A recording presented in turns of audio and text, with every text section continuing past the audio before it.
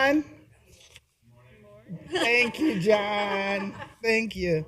Um, we have a couple but very important items on our agenda this morning, and we're going to go on and get started. And our first agenda item is flash flood update.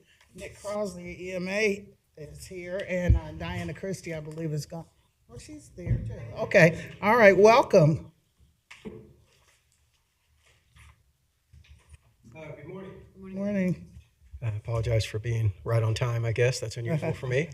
Um, so I just want to provide a quick update where we're at in both receiving information about the flood and an update on where we're at in seeking any state or federal resources that might be available. So as you know, starting about just about 5 o'clock, always a great time for a disaster to happen, 5 o'clock on a Friday, we received an unusually heavy flooding event or rain event in a very concise, small area. And we've seen that, I've been here 11 years, we've seen that happen more than once when we get these extreme rainfalls. And so we started seeing impacts and talking to the Weather Service, Norwood, St. Bernard, but mainly down into Cincinnati, Oakley, Hyde Park, Mountain Lookout. Started seeing the reports in the media, as well as reports from first responders in the field about flooding. So unfortunately, we did, as a result of that, as a result of the flooding, one of our residents in the village of Fairfax suffered an electrocution and passed away. And then we had a couple of other injuries. So always unfortunate, and my heart goes out to people who suffer at that level, and all the people that have been impacted by this flooding event.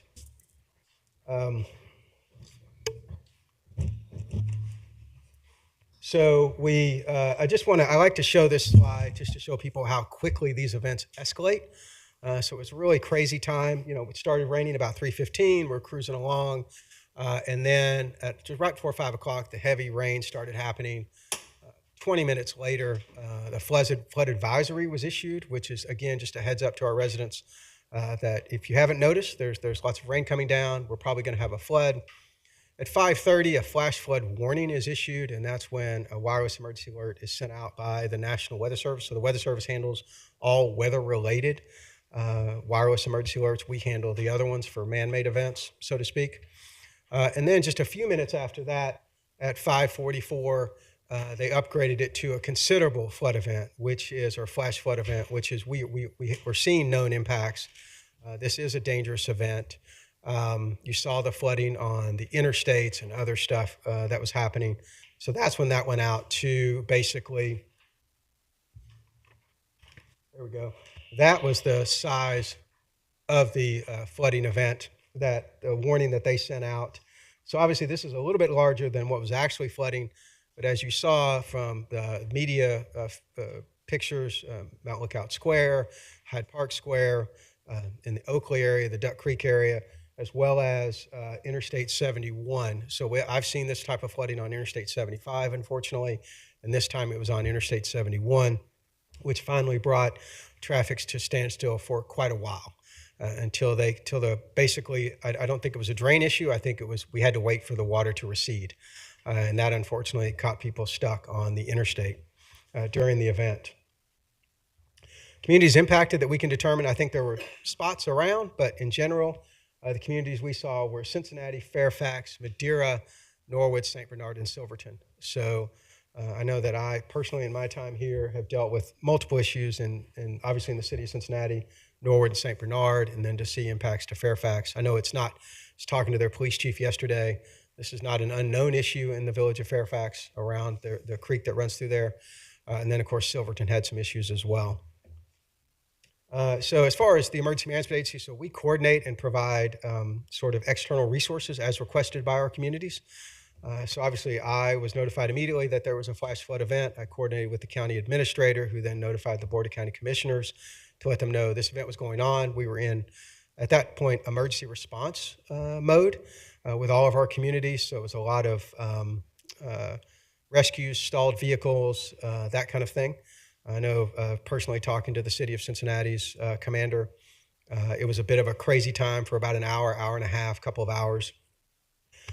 We then notified the basically all of our partners that this event's going on pay attention, including the state of Ohio. We sent out a sit rep later that evening about 7 o'clock, sort of letting people know, here's what we know so far.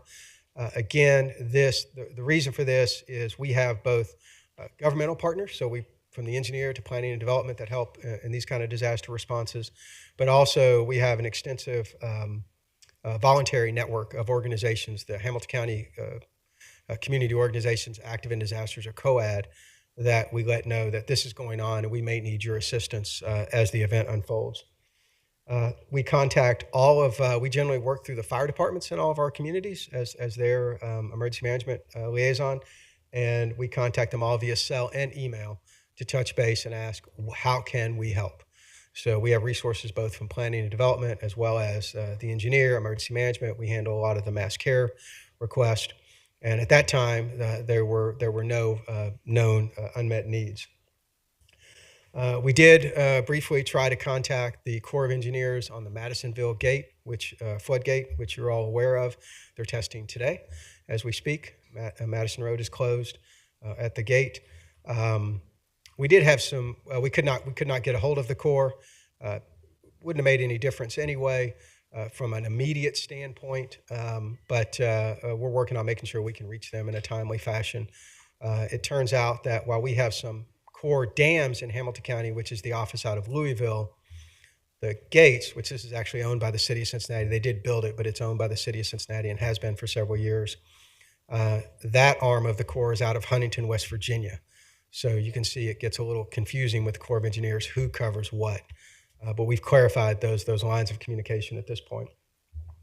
Again, we contacted all communities at least once a day, if not multiple times a day, to make sure that they understood we are ready, willing, and able to provide assistance should you need it.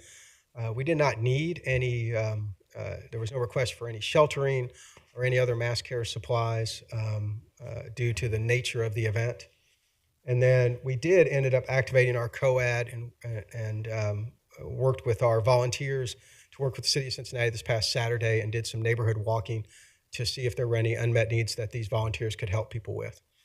So that's just a successful deployment of a system.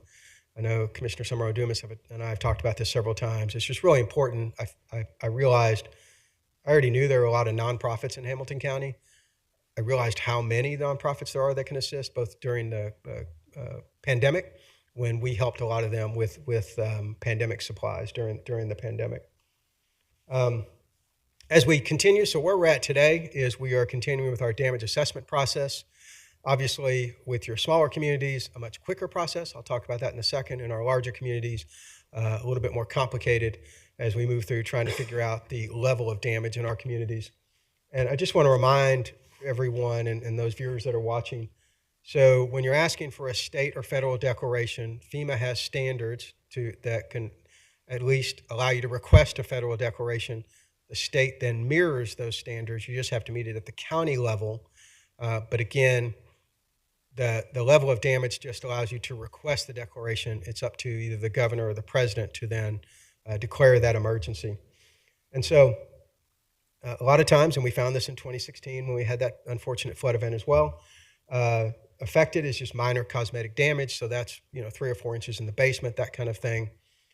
Minor, you have low-level structural water harm, but it's under 18 inches, but it does reach the first floor, which is a challenging event since most of our homes in Hamilton County have basements, including my own. By FEMA terms, which then by state terms, they do not consider basements an affected area or a reason for a declaration if it's not a primary living space. So a primary living space would be, we have lots of garden apartments, as we call them, in Hamilton County and northern Kentucky and the area around here. So that would be a primary living space. So a lot of times we find out in these flooding events that when it comes to consideration for federal or state assistance, basements are generally not relevant to that discussion. They're relevant to the people impacted. I know my basement is finished, and I would rather it not flood. But in the declaration process, they are excluded. Major, when you have severe structure or high water lines, so really 18 to 24 inches of water has to get into the first floor of the structure. And then, of course, destroyed is self-explanatory. So, for example, In Norwood, there used to be a skating rink that was literally destroyed during that flooding event in 2016. That was an example of a pretty right skating rink, a very popular skating rink back in the day, so to speak. But so that's and this is basically these are the guidelines we get for individual assistance. Now, when you're seeking a declaration, I've had several since I've been here, a few since I've been here, and got here in 2015. You have the public assistance side, which is the government side of assistance. That threshold to request a declaration today is you have to without a major infrastructure loss is pretty hard to get to. That has increased about $700,000 since 2016. And then with individual assistance, which is the assistance we're talking about today, you have to have 25 majors are destroyed. And so the difference is when you have a tornado and you can literally do a flyover and you can see that the damaged or destroyed houses, fairly easy to conduct that damage assessment. It's very clear damage. When it comes to flooding, that's a lot more, and this is what Cincinnati's been doing, it, but plus our other communities, they walk the streets and they go door to door in some cases to determine the level of damage, especially if you can't. Sometimes we can see it on the outside of the home. We can see the water line, and we then document that water line. But if they can't see it, then they're attempting to contact residents to find out the level of damage. So today, Cincinnati's is still ongoing. I was in communication with them yesterday, seeking that data. Fairfax, the village administrator in Fairfax, coordinated their damage assessment in Fairfax. They had 2 majors, 1 home and 1 business, so that's 18 to 24 above the first floor, 14 minors and 1 affected. So in that, what will count toward having a determination made by the state on what they seek are the major destroyed. We have received no other community reports, so probably basement level flooding. We do review the reports from MSD, and we share that with the communities just to see if it's applicable to the event. We share those with the public officials. And then the full scope is still being assessed. So that we hope to submit this week. So basically we get the data from the communities. The state recently changed their system. We're still working on an integrated system to connect with their system. But we then hand enter that information into the state's damage assessment portal. And then we work with them on a determination on whether or not we can seek state or federal assistance through the official disaster process. Once they're completed, we enter it. Then if we get 25 majors, then we request the disaster declaration, more than likely at this point at the state level. But if we don't get it, then we would be declined for at least that level of federal or state assistance. There may be other programs that I don't know about, but through the emergency management process, this will be the determination. So the future, so obviously we maintain a countywide hazard mitigation plan. The number 1 hazard in Hamilton County is flooding and flash flooding, hands down, just because of the level of damage, oftentimes the uninsured nature of the damage, and the financial impact to our residents. So the number 1 hazard all of our communities are constantly trying to mitigate is flooding. So we'll make sure this event is incorporated into that plan.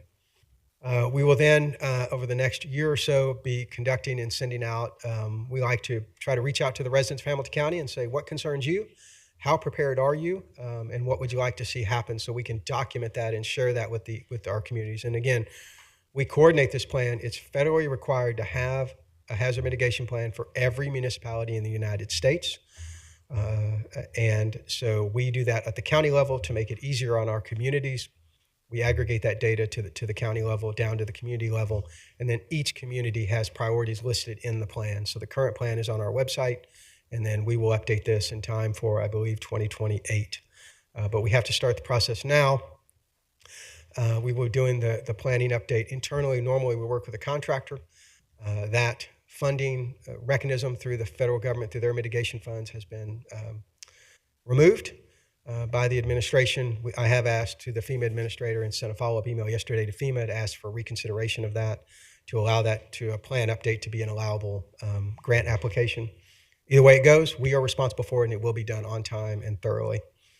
And then we'll work with our community's infrastructure. We've had several emails back and forth with residents and local communities about what funding might be available. There is funding available through the Building Resilient Infrastructure and Communities program, or BRIC. That money can be used for flood mitigation projects and the hazard mitigation grant program. I will say that these programs often require a 25% match of some kind, which again is still a good deal if we can get one of these. These are multi-million-dollar grants, but they do require, all of these mitigation efforts require, but they're long-term projects, both from the planning stage, the application stage, and then the implementation stage. And so, but we will be, I know I've been talking to Holly, Assistant Administrator Chrisman, about this. We will be engaging with other relevant partners in the county to start talking about, and the state to talk about how do we get into these programs and how do we focus our applications to try to make them successful. And that is my update. Thank you so much, Nick, for reiterating some of the information that Commissioner Driehaus and I attended the EMA meeting yesterday, and so got a lot of our questions answered, but may have more. Could you please repeat the acronym BRIC for those that are listening so they can understand exactly what that's? Yeah, so it's Building Resilient Infrastructure and Communities, the BRIC program. You don't have to repeat that whole thing. Well, it's a fascinating program because basically the premise of the funding of it is it's basically a percentage of the annual amount the United States, the federal government spends on disasters every year. So I say it in a good year, which is an unfortunate year, lots of disasters, that fund could total billions of dollars in available funding. At a minimum, it totals hundreds of millions of dollars, but it is a nationwide competitive grant process, which is why working with our partners who are used to writing these grants, I know that we've worked with MSD in the past on hazard mitigation grants to do home buyouts along flooded areas. A lot of them are familiar with how to fill out these grants and hopefully make ourselves in a competitive spot to receive this money. Okay. Thank you so much. And I'll open it up for questions for Nick, and then we'll talk to Diana because she has a whole different aspect. But my concern right now, of course, I'm sure everybody's concern, is the short-term and long-term solutions. You can't just take money and put it, that's just a Band-Aid. So I've been getting emails, and I'm sure my colleagues have, from other entities that are saying, are you going to help St. Bernard? What other entities are you going to help? So we need to have, or the city needs to have a plan on how they're going to not only select, but distribute the money that they say they're going to distribute. So I'll open it up, Vice President Reese. Thank you very much. I wanted to talk about the alert, because me and my staff, we were at the Bond Hill Central Campus, and of course it was raining. Get in the car. Soon as we got to the light to turn right on Reading Road, Yep. And I live in that community in Roselawn, it was like when the alert came on, we were already almost underwater.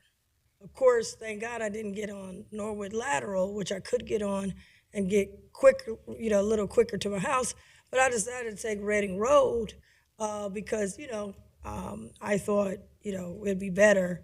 When we got on Reading Road, a lot of people don't know it dips down. You get to Roseland. The water came up to almost to the top of my door. Now, people who had SUVs was in a better shape, and it came so quick. So it was like the alert, and then you're almost underwater. My question is, how does those alerts work? Because I think for me, the alerts came once Norwood Lateral was almost underwater. I'm sure the East Side Oakley, and then the Reading Road component. Well, and that's a great question. So you're talking about alerting from the National Weather Service. So if you look back at the timeline that they were working with, basically heavy rain begins at 4:55, 5:18, so 20 minutes later. It starts to come in both from readings they're getting from the community as well as they're measuring from radar atmospheric conditions. And then just a few minutes later, it's even increased so much more. And I think at the end of the day, it's Mother Nature. It's really unfortunate. I think for our residents out there, and I always preach, if you will, I know sometimes I preach, is to be weather aware, right?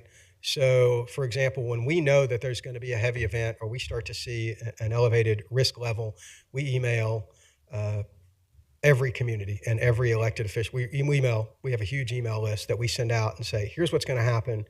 Need to be weather aware and pay attention. I think the challenge is always going to be when you're, and I've always been afraid of this, you're on the open road, so to speak, and you don't realize, you see the rain and you know it's raining hard, but you don't realize necessarily at that time that an area is going to flood that fast. Mm-hmm. And I think that is both the nature and the danger of flash flooding, which is why they send it out. And I think the reality is, much like you saw the people on I-71 get caught in it as well, it's all of a sudden you're driving along and you don't realize the dip is coming or that it's not draining fast enough and you just get stuck. And that's unfortunate. I don't know that there's an answer to it.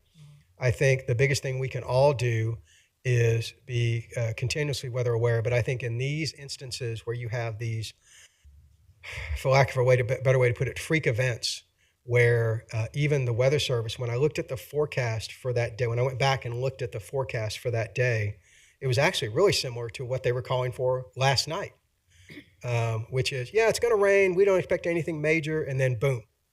And I think that is just something we just have no control over. It's basically what our insurance carriers call an act of God. And so I think the best thing we can do is make sure you can get alert on the phones. And if it does happen, and if your phone goes off, it means you've been geolocated, is to pull over as soon as possible and just stop and then assess the risk of continuing. And that's what I would tell any resident who was caught in it. I know when I'm driving down the interstate and I get to where I can't see in the rain, I just, will sometimes pull over to the side or pull over the far lane, put my hazards on, and drive more slowly. So I think it's just always a challenge we're going to face. Yeah, and I'm glad you mentioned we haven't seen anything like it. I remember, like you said, Norwood. It was Fun Factory skating rink, legendary skate rink that got destroyed. My other question, I do think we do need to have some tips on things like this because it seems like it may occur. Do you drive? Do you not drive? It was nowhere to pull over. I finally found a used car lot that let me pull over in it, and then the used car lot came out and said, "We closing for the day. You got to get back out there." So we need to know, should you continue? I want to get something that can give some kind of guide to people. Should you continue to drive? Do you open your door? Because it'll destroy your car. How do you make sure your car doesn't, someone died. This is not just, let's pull over and let it blow over.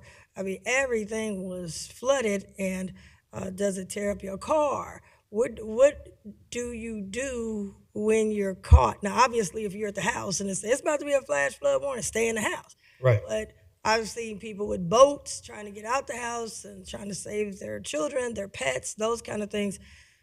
We need to get some tips, like we have tips on other things, on what is it that you should do. Because honestly, I did get, Mr. Little did text us, but by the time he got it and got to me, I'm down in the flood. Yeah. I couldn't open the door. Do I still keep going? Those kinds of things I think would be helpful. The other thing I wanted to hit on is insurance. Are these covered? Is cars covered? Is houses covered? Is small business covered? What tips to people out here that got their properties destroyed? So, not being an expert, I think generally feeling your car is probably covered, so that you sort of have generic insurance on your car. With homeowners and business insurance, so there's obviously through just thinking of my own home, I can get a small amount of coverage through my private policy. It's not cheap. I'm also not in a floodway. There's the National Flood Insurance Program that insures up to $250,000 for residential structures and up to, I think, $500,000 for commercial. I think that everyone should evaluate their level of risk. FEMA.gov, you can go and you can enter your address and figure out if you're in a floodplain or not. Plus, speaking honestly, we probably know if you live in Hamilton County whether or not you're in a flood-prone area, and consider the flood insurance. There's also, I know I had this on mine, backup insurance. So we're fortunate to have a backup program in Hamilton County if it's caused by a sewer issue versus a stormwater overland issue.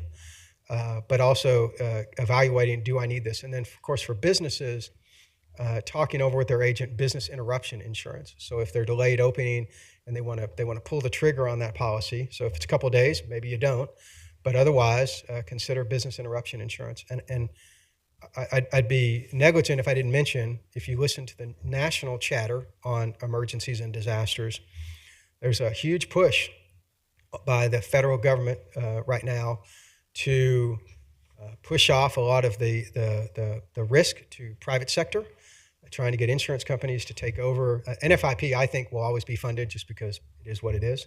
But you got two major, you've got that and earthquakes, right? And so in California, we had a big earthquake. It's a state-funded program, and then with the NFIP.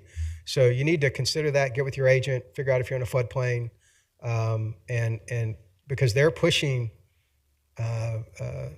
more responsibility onto individuals, for better or for worse, and also states and local governments. So you'll see, I think, if the changes that have been proposed come to fruition, you will see a higher threshold for us to be able to get assistance. So we as residents of Hamilton County need to be better prepared, and we need to accept our risk and try to mitigate it as best we can. Gotcha. And I would say it's for worst. If it's going to be pushed to the local people who are barely making it right now. Yep. A small business gets hit. I mean, they don't have all this extra money. That's right. The mayor Aftab in Cincinnati issued a declaration of emergency. Is that, and you just mentioned like some of the declarations is that a different declaration? Because like you said, Fairfax, Madeira, Norwood, St. Bernard, and Silverton, did the governor also do it? Did they fall under that, or how does that work? So declarations at the city and the county or even the village level are generally internal processes.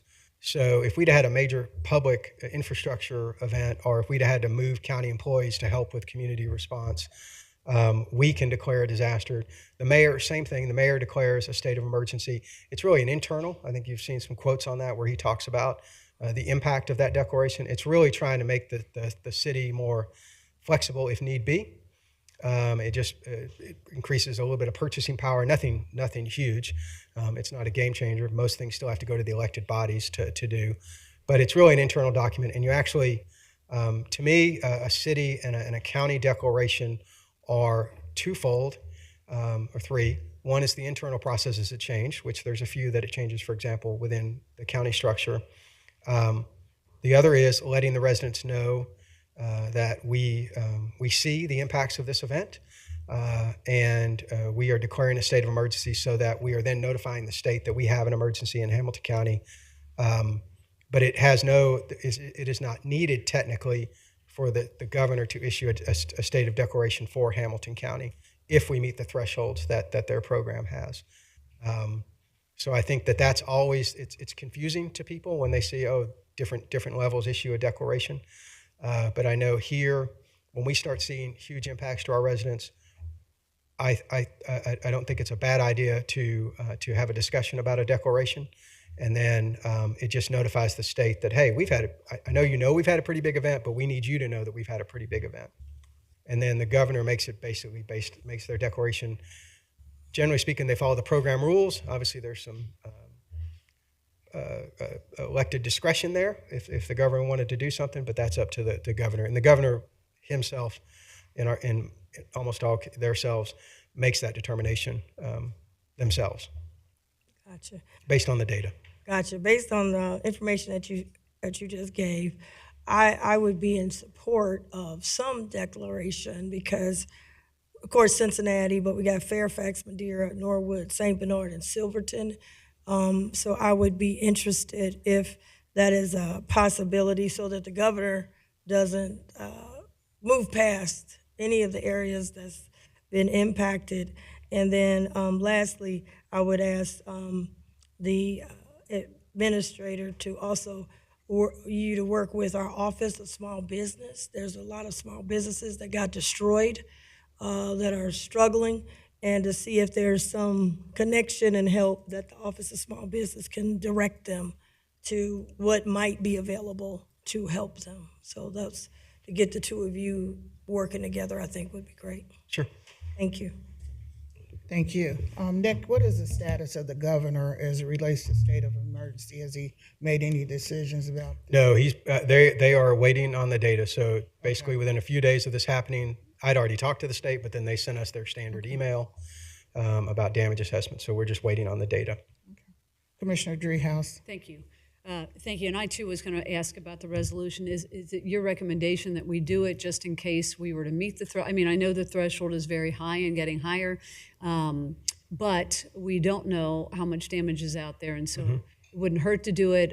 We don't want to raise expectations to say that we will likely get that, because I do think it's unlikely, but it wouldn't hurt to do it, right? Correct. So, all right. So I too would support that resolution. Maybe at an on Thursday or at an upcoming meeting. I wanted to hone in on some of this collaborative work that we can do with the city and with the other jurisdictions in the county that are also flood prone. I remember coming back from a NACO conference a couple years ago after I had spoken with the EPA about some grant funding that was available, and I had asked that individual at the federal level, hey, if we were to apply for these dollars, what does that look like? And what if we did it jointly? The city of Cincinnati through MSD, stormwater, county stormwater, EMA, all applied together. And they said there would be an advantage to that, obviously, because we're doing it together. And so we had a meeting, it's been a while back, with all those organizations to try to understand if we can better collaborate by way of pulling down some federal dollars for these really, really large remediation projects. So what I'm talking about, and as Commissioner Dumas said, there's the short term and then there's the long term. And I feel like you're more focused on the long term. I think Diana's going to give us more information on the short term. But this long term piece is important because people are looking to us to recognize where the hot spots are, which we know, and try to remediate some of this flooding. And we've done some of that with our ARPA dollars in the past, with one-time dollars, and we've spent millions of dollars in some of our communities trying to do just this.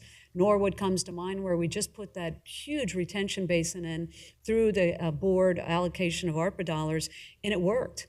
And those properties didn't get flooded in that neighborhood. So we know there are strategies. It's just, it costs millions of dollars to put them in place. And so if we can apply for the BRIC dollars in collaboration with one another, I think, I'm going to ask Holly in a minute for just an update on how that's going, because I know there are some meetings that are collaborative between the city and the county, trying to understand how we can do better or just more, I guess, and pulling down some federal resources, because to rely on either the city or the county to do these million-dollar projects is not entirely realistic without some help from the federal government. I think the match is something we can think about, but the projects, as I said, are millions of dollars. So I'm looking forward to that in hope that, and Holly, I'm going to ask Holly to come up after Diana's presentation, because there's more to come.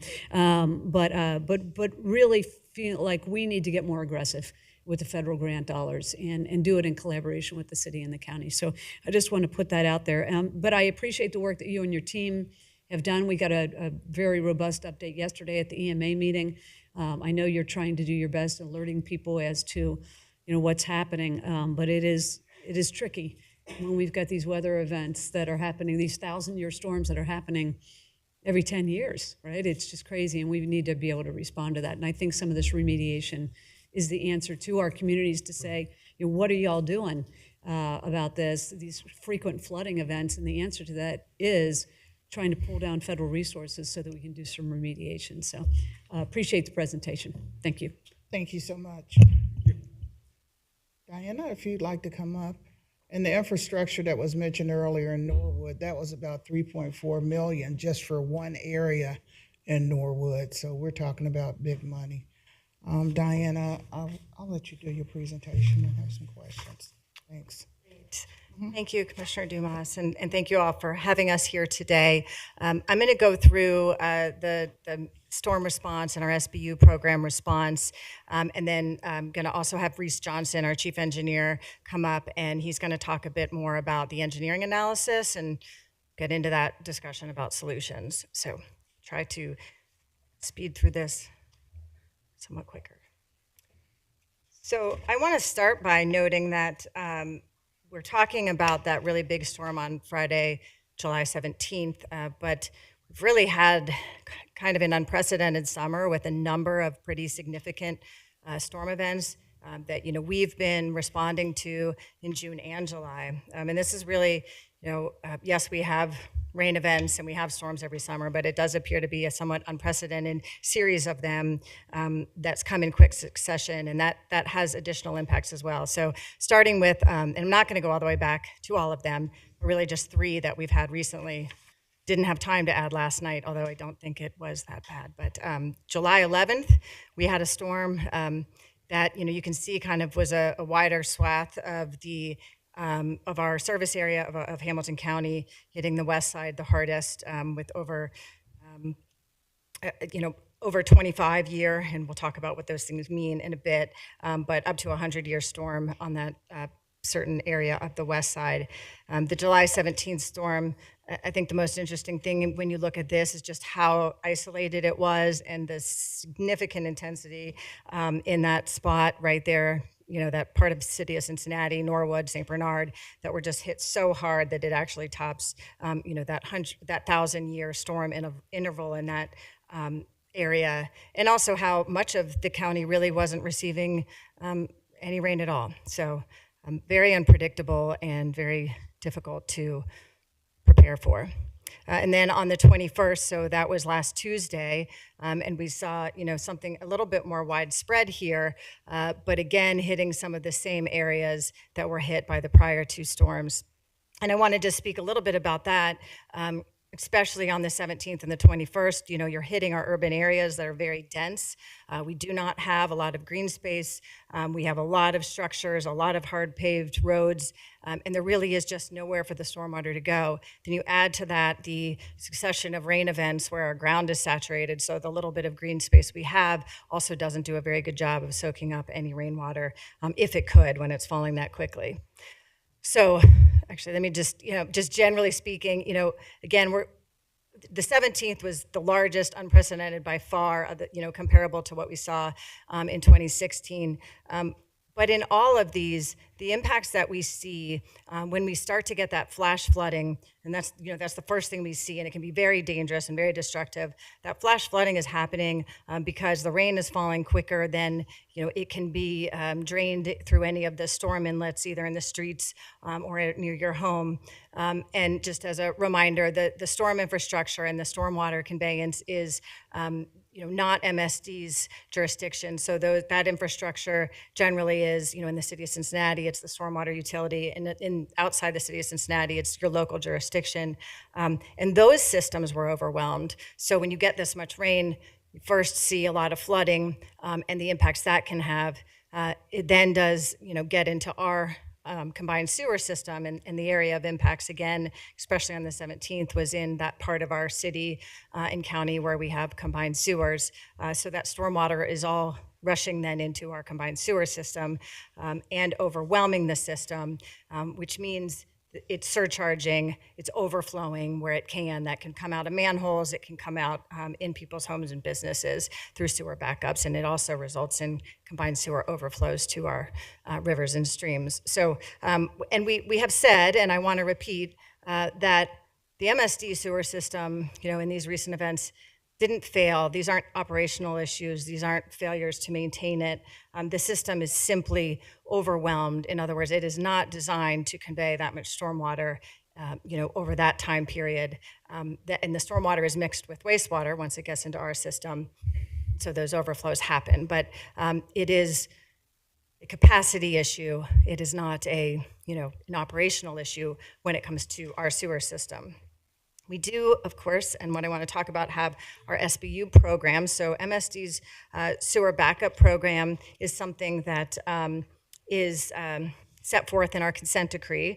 And the sewer backup program provides a response and compensation program, essentially, that MSD, and I'm going to get into the components of it, that we, that is available to homeowners or businesses when they have the backup of wastewater into their home or business through the public sewer. What's happening when we have these rain events is that backup is caused by what we would call inadequate capacity of the public sewer, per our consent decree, that just means that it's overwhelmed. It doesn't mean that we could design or we could solve the problem with larger sewers necessarily. So Reese is going to talk a little bit more about that, but it's just important to note that when we say that the sewer backup was caused by a lack of capacity, that doesn't necessarily mean that we could have that capacity just by designing a larger sewer, for example.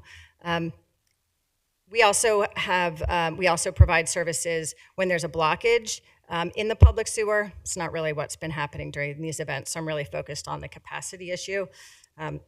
And I did, if you see these QR codes on here, what I'm going to talk about next, the components of our program, I'm going to go through kind of quickly, but we have a lot of information on our website, and I'd really encourage people to go to the website and go through each one of these areas if you have been impacted, so that you understand the timeline and the process if you've reported a backup to us.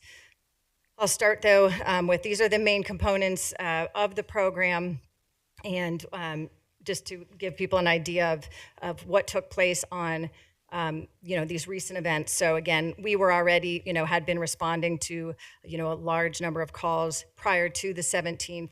The 17th came in.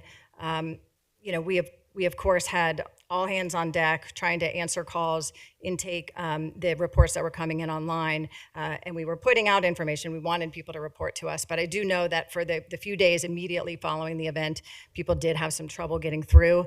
We encouraged them to get on to our online system. But the most important, first step is for when there is a impact to your home or business to report that to us as soon as possible through one of these methods.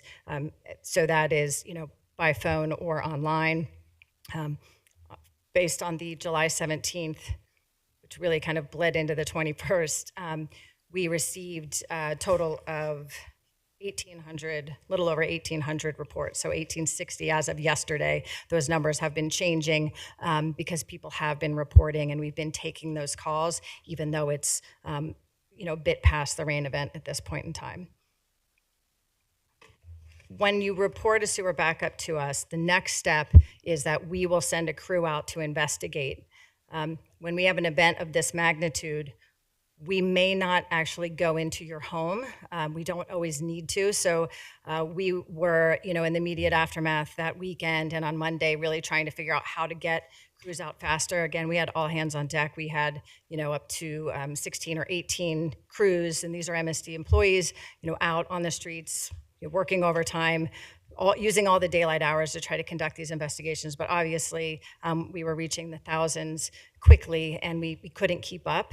So one of the things we did was we wanted to make determinations, for multiple addresses at the same time. So really trying to triage those calls, have our crews go out and investigate.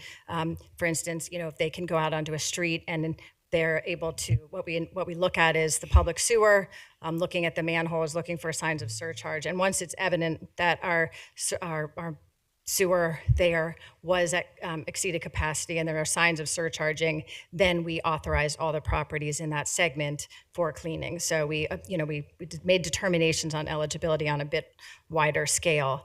And that really, enabled us to get through those a little bit quicker last week and finally, get through any that came in. Again, we've still had some trickling in, and with the second event, we aren't complete, but we're down to, a few dozen, I think, that we're still responding to.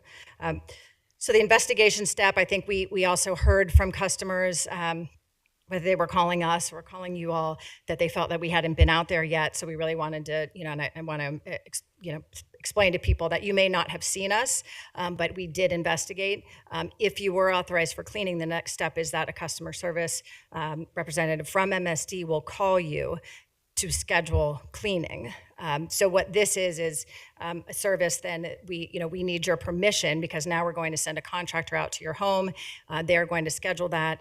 We're going to schedule that, and they're going to come out to your home, and they're going to begin cleaning and remediation of that property. And we have to have authorization to do that. So that is really the step we're in right now, is We've approved a lot, and we've contacted most of our customers. There are, some that choose to decline those cleaning services. They've either done it on their own or they want to hire someone on their own. But those that we need to schedule, we're in the process of doing that. We've completed a lot. I don't have the exact numbers today, but we are in this process right now, and we just want to continue to encourage people that is something that we're doing as quickly as possible. The companies that then come in, they're going to also dispose of damaged property, and that will all need to be documented for the claims process, which is the last step. So the reimbursement of damages is something that if you were authorized for cleaning, that information will be provided to you, information about how to file a claim. We have an online form. You can go onto our website and complete that. You can complete a paper form and mail that in. There is a lot of information about what is eligible for coverage under our program. I think the most important thing to let people know is that the damages need to be inside your home. That's what is covered under the SBU program. And we have documentation is required about insurance, whether you can be a renter, and if you're the property owner or the renter, that will make a difference in terms of what you can apply for in terms of the real property damage versus the personal property. But we not only do we have a lot of information on our website about this, we also have our customer service folks who are happy to take calls and talk people through the claims process. You do have up to 2 years after the event to file a claim, so this doesn't have to be done immediately. And we know it takes a bit of work for folks to do this and get their documentation together. In addition to the help that we can provide, there's also an ombudsman for the SBU program. I apologize, I did not put the number on one of these slides, but I think it's on just about every page of our website. If you're looking at any of the SBU information, there's always the ombudsman link. So that is support that's provided through the legal system to help people with the claims process. Jenny has it, thank you. Sorry. Now I need to get my glasses out. So it's a tiny, tiny print at the bottom there. I would like to read this just because it is very important. The ombudsman again is assistance that's provided through the consent decree. They are the Legal Aid Society of Greater Cincinnati. But the phone number is 513-362-2801. So if you're unable to get a hold of us, really anywhere you are in the process, but especially for the claims process because there's a little bit more work involved, they're an additional resource. We work directly with them, and they can provide assistance to individuals who need that. So let me talk a bit about where we are. Again, those numbers, as I said, we've been working around the clock really since the 17th. We had about 1,860 claims as of yesterday. I'm sorry, not claims, calls to our system. So these are reports of a sewer backup. We have completed nearly all of them. I think we were down to under 50 yesterday. And we had authorized, of those 1,860, we had authorized 940 for cleaning. So, a little, about 50%.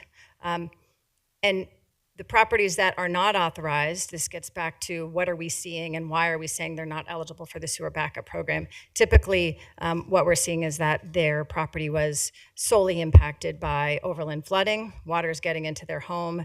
We have a lot of properties in our area that, have recessed drives. They're on it, they're sitting in an area where the entire area was flooded. If we did see any signs of surcharge along with that overland flooding, even if most of the damage or most of the impact was from the flooding, they would qualify. So we had to, really have information that indicated that the sewers weren't surcharged if you were not approved for cleaning. So we have been, letting customers know that, and, they can call if they have not heard if they were eligible for cleaning. But if they have not heard from us, then they, likely were not approved for our program, and then they will not be eligible to file a claim either. So I put this slide up. This is mostly information about the budget and what is covered with our 2026 SBU program budget. So the board approved a little over $8 million for 2026. This has been based on, really the last few years of program spending. One of the large components of the program that we have not been talking about yet is the prevention program. This is where properties that have 2 or more backups caused by a capacity-related issue are eligible for a prevention solution. These are, we work directly with property owners if they are eligible, and we design and construct and install a prevention device on their property. It includes, reconfiguration of plumbing and all sorts of things. So it's a pretty involved process. This year, we have been a little bit lower on that side of the budget than we typically are. We just haven't had as many properties in that program in 2026 that are moving through construction, which is a costly expense. So at this time, as you can see through June, we had spent $3.4 million of our $8.2 million budget. So we were able to, direct the funding, the resources we needed to this immediate response to make sure that our cleaning contractors had funding to go out and, conduct the work that we need immediately. But it is our projection now that that cleaning work, really just based on the number that we've authorized from this event, over 900, is going to, put us in a position where we'll need additional funding for the SBU program in 2026. So we're gonna, in the next few weeks, be, trying to get a better idea of that. We really don't know when the claims will come in. We know that the claims with this event will also be a large expense, larger than we've had in past years. But again, customers have 2 years after an event to file a claim, so that will really be, probably some will start to come in this year, but we can see that increased expense over the next 2 years, as claims come in and are processed and we offer payment. So a bit too early for me to give you those numbers, but I do know that we're expecting that the cost of this response is going to exceed the remainder of the budget. So if I could, I'd like to turn it over to Reese before we take questions, because he's going to talk about what all this means from an engineering standpoint, and then we can talk big picture, if that's okay. I'd like to ask you Yes. a couple questions. You were saying 2 years to file a claim, but there was like a 72-hour window that they had to contact you. Can you explain that? Yes. So it's actually 48 hours. So the consent decree requires that you report a sewer backup within 48 hours of discovery. So if you were out of town, or something like that, you still can report it to us. But the expectation is that you report that to us. And if you don't do that, then you won't be eligible for a reimbursement of your damages. Okay. This is something we've talked about in the past where, the challenge is the further out we get from an event. So, for example, if someone were to report to us today that they, were impacted on the 17th or the 11th, because we've had so many additional rain events, we really aren't able to, observe what we need to observe to know whether the public sewer was surcharged or not. Okay. Because of the volume of calls that we received, we were still taking calls, really through this past weekend, and doing the best we can, to investigate those. And so, in terms of recognizing that our system was a bit overwhelmed and we were a little behind on taking those calls, we're not going to be as strict about the 48 hours, but there is a limit there in terms of being able to collect the information we need. So that's different than, so the customer then, once they've been approved for that cleaning, we give them the information about the claim. They don't have to send us that claim form in with all their documentation for 2 years. Okay. 2 years after the event. I wanted people to hear that there is a timeliness as far as Yes. contacting you guys. And then I don't know if Nick is still here, but I was going to ask you, Diana, on the damage assessment that we're waiting on from the city of Cincinnati. Are you involved? Who's all involved in making that assessment? Because we're sitting here today saying about a possible resolution, state of emergency, and we don't even have information from the city of Cincinnati. So I'm wondering who is involved in the damage assessment.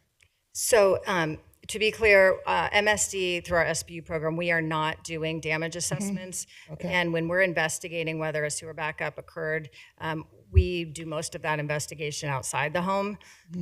If we needed to, if we could go inside the home we are given permission. But even if we do go inside the home, those crews are trained to be looking for, impact and whether the public sewer backed up in the home. They're really not there to assess damages that occurred. That's in our program, occurs through the claims process. They submit information and then we do a verification of what was damaged. So the city, my understanding is any damage assessments they're conducting is another department of the city. MSD is not involved in that. But yeah, thank you. Sure. So basically, we work to train the Building and Inspections Department with the City of Cincinnati. Okay. So they're the ones that have been out there since last Saturday, gathering the impacts. And so we do anticipate hopefully getting that data today or tomorrow. That was my question. When do we plan on getting it? Thank you. I appreciate it. And Diana, we were saying most of the flooding was due to combined sewer systems. What percentage of Hamilton County has combined sewer, would you say? I cannot think of the percentage off the top of my head. Reese probably. That's yeah. Yes. You said 5? So 85 to 90% 80. inside the city of Cincinnati is Okay. combined, and then a few of the Wow. other older parts of our city, or of our county, are similar. 85 to 90. Okay. Yeah. I heard you. Yeah. Yeah, I heard It's that. under 50 if you look I at all. heard that from back there. Yeah. So thank you. And, 85 to 95. And you said this is similar to a 1,000-year storm. I heard you say that, and even 16 was terrible. So where'd you get that from? And I would, so I think Reese is going to talk a bit about what those storm intervals mean. So those recurrence intervals, whether or not it's, a 10-year storm, a 50-year storm, have to do with the rainfall intensity, so the volume and the intensity, how quickly it fell. And those are used to make determinations, and they're used in the engineering realm in terms of how we design sewer systems, both combined systems and storm systems. And so, if you look at it more of a probability than the actual, it's not going to happen for 1,000 years. It's more in a year, there's a 1 in 1,000 chance that that area would have that rainfall at that intensity. That gives, I think, people a little more context to what that can mean. But I think Reese is going to try to explain a bit more about what we're seeing and what that means for our system. Thank you so much. That's all I had for Diana. If you guys had any, or we can move forward to Reese. I have one question. Going back to the SBU program, you said the budget's $8.2 million, and so far we have spent $3.4 million through June of this year. Do you anticipate this? Because I'm looking at this, it's like before we had this big flash flood, you had 1,726 orders, got the contractor's cost. Hopefully the contractors won't go up. I want to make sure, and you can talk about that, I want to make sure there's no price gouging going on because our citizens are backs are against the wall right now. So we want to make sure of that. You have prevention program. We only had 73 properties that were contacted. Out of that, I believe, make sure I'm reading this right, only 8 were protected out of the 73. And then you went into professional services, which I don't understand what that was, 128,074. Want to make sure those costs don't run up. Want to make sure we're not taking that the public money is not being taken advantage of, and the people aren't being, because a lot of times you have these disasters, people come in and they we saw it in Dayton, and they come in and they prey on these folks. And I want to make sure they're not doing that to us. But anyway, without this last flash flood, we had 73 that had contacted you. Only 8 met the criteria, and 128,000 in professional services cost, and then contracting cost was 881,000, and so that was $1 million. My point is, as we go on, you've got on here MSD SBU labor was 594,473. I'd like to know what you think the labor would be now, and then our cleanup cost was 797,156, and somehow customer service, I don't know what that is. Was that actually doing something? I would hope it is. $840,110.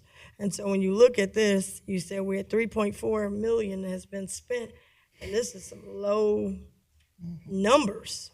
And I'll be honest with you, I think this cost is a little high. Professional services, I want to know what the SBU customer service, maybe it's just worded wrong, but $840,000. And now the phones are ringing off the hook, and we only budgeted 8.2 million. And just with this little bit of helping a few little people, we at 3.4 million. Where do we go from here now that we've got we've got this situation that obviously we didn't think or know it was going to happen? So that leaves us with about a little over $4 million that's available. That's correct. Did you want to comment on that? I'm sure you have a better explanation. Yes, I definitely want to clarify what you're looking at and the numbers here. So to begin with, the first number there, the work orders, that's the number of calls that we had received. So the number of reports to us that we investigated. Through June, those numbers, we had authorized only 222 of that number for our cleaning. So prior to this July event, a lot of the calls we were getting were going to, they appeared to be whether it was a blockage or a private plumbing issue, or they were an overland flooding, so they weren't eligible for our program. So just to clarify that top section. The prevention program, the number of properties contacted means we've determined they're eligible for our program. We reach out to them to see if they're interested, then they need to work with us to have a solution designed and constructed on their property. That does not, so that the 8 means how many we've completed. It doesn't mean that we've already determined that all 73 of those properties are eligible.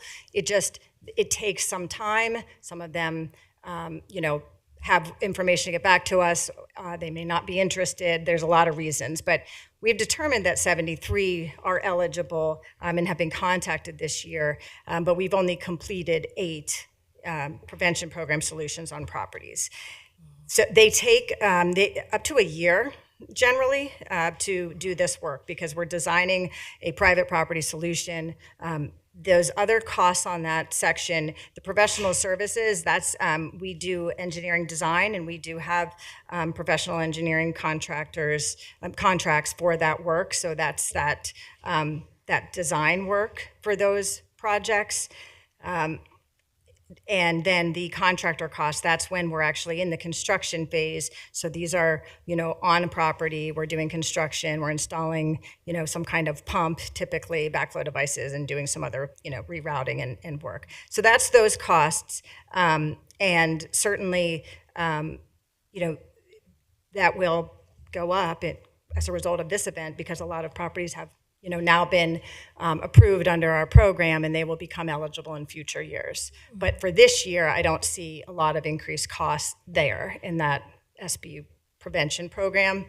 The other costs you were pointing at in terms of our labor, so these are MSD personnel costs. So our SBU labor, those are the folks that are going out, the crews that are doing the investigations. That can include overtime in these events.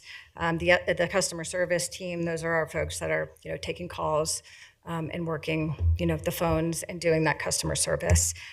You're correct though, the other one on there, the cleanup costs. So those are the cleanup contractors. Oh, and I did just want to mention, in terms of, we have contracts in place. Typically we're entering into 3-year contracts, so our costs are not, we're not in a position right now where we need to go out and get contracts in place and would be subject to that kind of price gouging. However, the costs have been going up a lot. So in this last round, I think we entered into a new contract earlier this year, or the end of last year. They went up, I think more than double. And so that's something we've already been looking at and concerned about, and trying to figure out how we can, continue to provide these services with those kind of contractor costs going up. But we're not in a position today that we have to go out and hire contractors for this response event, because we already have, existing contracts that we utilize. So, Can you explain to the people that are watching, because it gets, you're in it every day, and you got this area and this person. All they want to know is, I came out and all this flooding and the water was brown. Is that under you all, or these people? Is this water doesn't fall under MSD? They want to know, what is this brown stuff in my basement? Why was my car underwater? Why did someone die? What is this? Where did this come from? Is this the Madison Road floodgate? Does that fall under you? Does it not fall under you? And I don't want all this brown water, and then people say, oh, this doesn't apply. Does any of this apply to get people some help that was on I-71, that was on the east side in Oakley? Does anything apply does that fall under you, or is that someone else? Not you, but under MSD, yes. Generally speaking, what you're talking about does not fall under MSD. When you have the rain, the stormwater just completely overwhelmed any kind of system, and again, the stormwater system, the drainage, floodgates, for example, that is not MSD infrastructure, so it is not part of this program, and it is not something that MSD can provide any assistance for. It is part of the overall stormwater, infrastructure, or lack of infrastructure that we have in this region. But when you get rainfalls like this, where they're, so much larger than what exists today, you get that flash flooding impacts on the roads, and also that flooding can enter people's homes. So it isn't as simple as, is this water, the water is always going to be dirty. The water is always going to be contaminated in any kind of a flood event, regardless of whether we had a sewer backup or not. So that's never a good indicator of, what caused something, to be flooded. Typically in these major events, what we're seeing is, the streets are flooding first, the areas of pavement or your driveway drains, those are flooding above ground first. Then we are having sewers surcharging. So when you see the manholes, geysering, I mean, we've seen videos of that. And yes, that means that the sewer has surcharge there, but that's not, the water that you are observing on that street or in that, square isn't water that all came out of the sewer. It flooded the street first, then it got into the sewer, and now it's coming back out. So the volume of water is just more intense. It's larger and more intense than anything that we have that can, convey that away. So, gotcha. That's what I wanted to identify, and I'm hoping at some point we can get to who. That's what the people are asking me. Who do I call? They're taxpayers, ratepayers. They want to know, who do they call to get some relief and some help. And right now, it's not, if it's not MSD, if it's not this group, it's not that group, somebody they've got to be able to call. So we need to work on some kind of joint, here's a phone number, here's who do you call? Because this is going to be happening a little more often, it looks like, than we have ever had to deal with. We just had it, I think, a couple of years ago. The whole river, the water rose, and remember people were on boats on Marion Way, and so we're having it a little more often, and so people want to know what's the answer. So thank you for clarifying that, because people may call you and it doesn't apply. Thank you. Thank you. Thank you. And Diane, I noticed on your sewer backup grid that you had, it might have been good just to put at the top 2004. At the bottom you have it. total program expenditures 2004 through 2026, because I didn't know what that time frame was until I looked all the way down, and we're talking about the 3 million amount for starting from 2004. We're not? Yes, we are. So let me saying no. specify. This is a snapshot of a larger report. The total at the very bottom is the expenditures under the SBU program since 2004, which is when it was created. So that's where you get that 176 million. The area and the numbers I was talking about is just 2026. So in 2026, from January through June, we've spent 3.4 million. And that's what we've spent it on, what's in there. So that line at the very bottom doesn't relate to anything else on that. So why did we put it there? So and I apologize. So this is part of a larger report that we have on our website, and I just cut this year's. So we have every year since 2004 this information. So if you go on the website, you can see the full cost, all of the expenditures from 25, 24, 23, 22. So it's a running total because this comes from a larger. So that's just the running total since 2004 at the bottom. That's what I thought it was, the running total. It's a running total, but yeah, the amount above it is only 2026 is what I'm saying. That's confusing. So I apologize for that confusion. Without the larger context of that spreadsheet, it kind of doesn't fit. So. All righty. So yeah, if I'd like to ask a question. yes. Sorry. Sure. So thank you for the presentation so far. I wanted to focus on the SBU program. So I know we budgeted for the 8.2, knowing that if we had these major weather events, we might have to go higher. I hear you saying that that's a possibility given the volume of calls that you've had and the number of folks that qualify for the program. Do you have any idea how much higher by any, say we were to not have any more 1,000-year flooding events in our community. I'm just wondering, by way of budgeting, because your budget's going to come forward here in a few months, what do you think? If we were just talking about the response activities, so the cost of the cleaning and our labor, I think we are already estimating that this would be about 5 million just from just for July. So we have about 5 million, a little less than that. So I don't think it's going to just be that. We probably will get some claims in as well from all of the events that we've had this year. But I'm looking, I don't want to say for sure, but a couple million, maybe up to 10 million this year, and the larger, cost will be in the future years with the claims. So we're hopeful that we'll have more information here in the next week or two, because we can really get, once we have those numbers in and those invoices start coming in from our cleaning contractors, that'll be more evident. Okay, thank you. I appreciate that information. And I think but I'm going to say I have always said that if we were to run over that program budget, that we are always in a position to put more dollars in that budget because it's a very high priority of the board.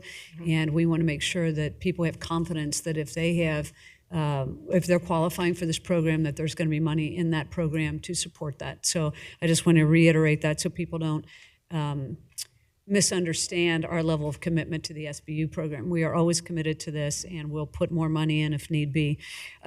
Also, I want to talk, I know this 48 hours, remember we had a conversation about this. It used to be 24 hours. People needed to notify. We extended that to 48 hours to make it easier for people. And I understand the reason that you have to do it in a certain amount of time so that you can really do a great evaluation on what you're looking at.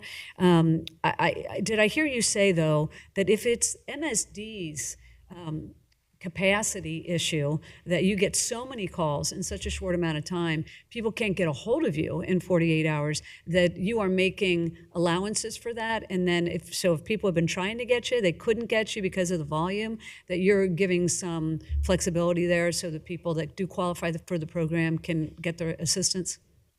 Yes, that's correct. Okay. And I think there was a day, early last week, coming out of the weekend, where the phone systems were dropping calls, people were put on hold.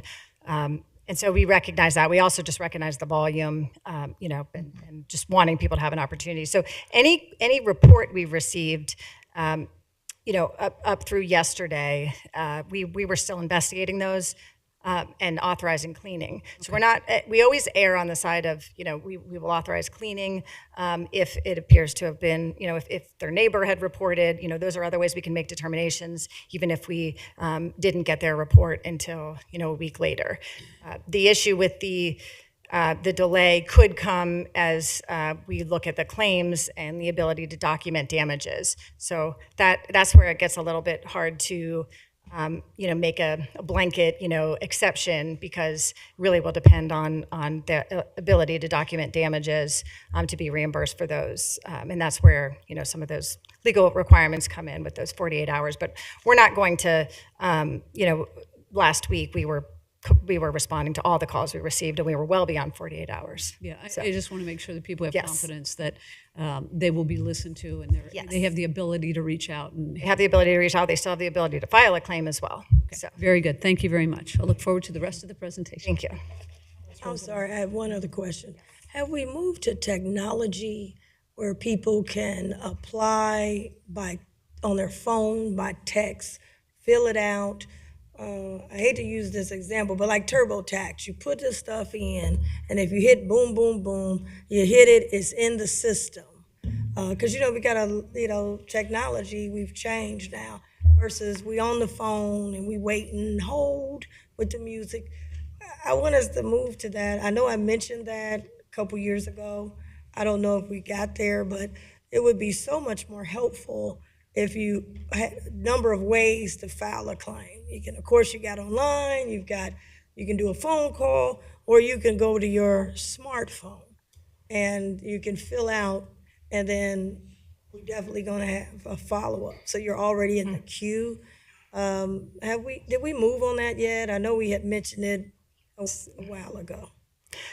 So if you're talking about the initial report, so the ability to just, after an event, to report your sewer backup to us, the online process is, there's a link on our website. You can get to it. It's mobile friendly.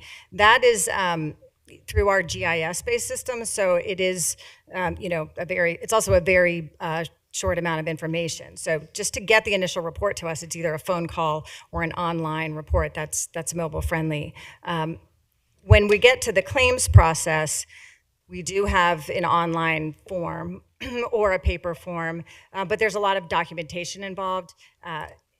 Whether or not that has been, is the most streamlined, we can take a closer look at that. But I think the bigger part of that is that requires the customer to have a lot of documentation, and they can upload all of that online. But that's, it's not a simple fillable form because there's those additional steps of the documentation. Yeah, I'm talking about the phone backup. Are these people? So that's the reports, yes. That's the reports. So the initial report, and at that point in time, when we recognized that the phones we were having issues with the phones. It was last Monday, I believe.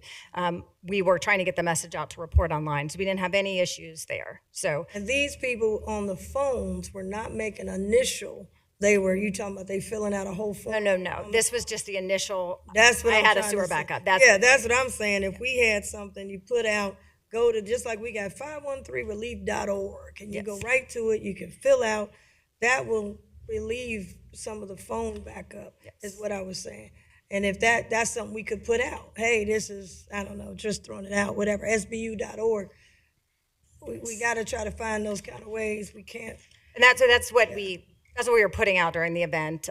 So yes, it should be the first thing you get to on our website. It says report a sewer backup. We're putting it in press releases, and let's try to do a little better, because that go here and online. I'm telling you, it's everybody now is, if it ain't on this where I can hit two buttons, it's antiquated. We don't want to be as old as the sewers. We want to be able to. This could be real fast, and it can help relieve the phone lines, like you said, because of course you're gonna have phone lines, but there's another thing that you ain't got to go to www. and all that. Just that's what I was trying to get to. That can help. And if you put these two things in, or three things, you ain't eligible, it can tell you that you ain't eligible. So I would hope, I know I mentioned it We had so many other things, but I'd like to put that back on. That would help us, I think, just make it as simple as we can. We understand they got to have documents. And in fact, there are things now where they got documents. I mean, hell, medical records. They take a picture and they go right in. So I want to invest in some technology if we can in the future. Yeah. Thank you. Take a look. Okay. Thank you. Thank you. So, Engineering analysis. yes, engineering. My engineer. Yeah, he's been doing a lot of talking back there, so finally you get the. I'm sorry, onto I the didn't mean to be microphone. It's okay. distracting. Proceed. Appreciate the opportunity, Commissioners, to share with you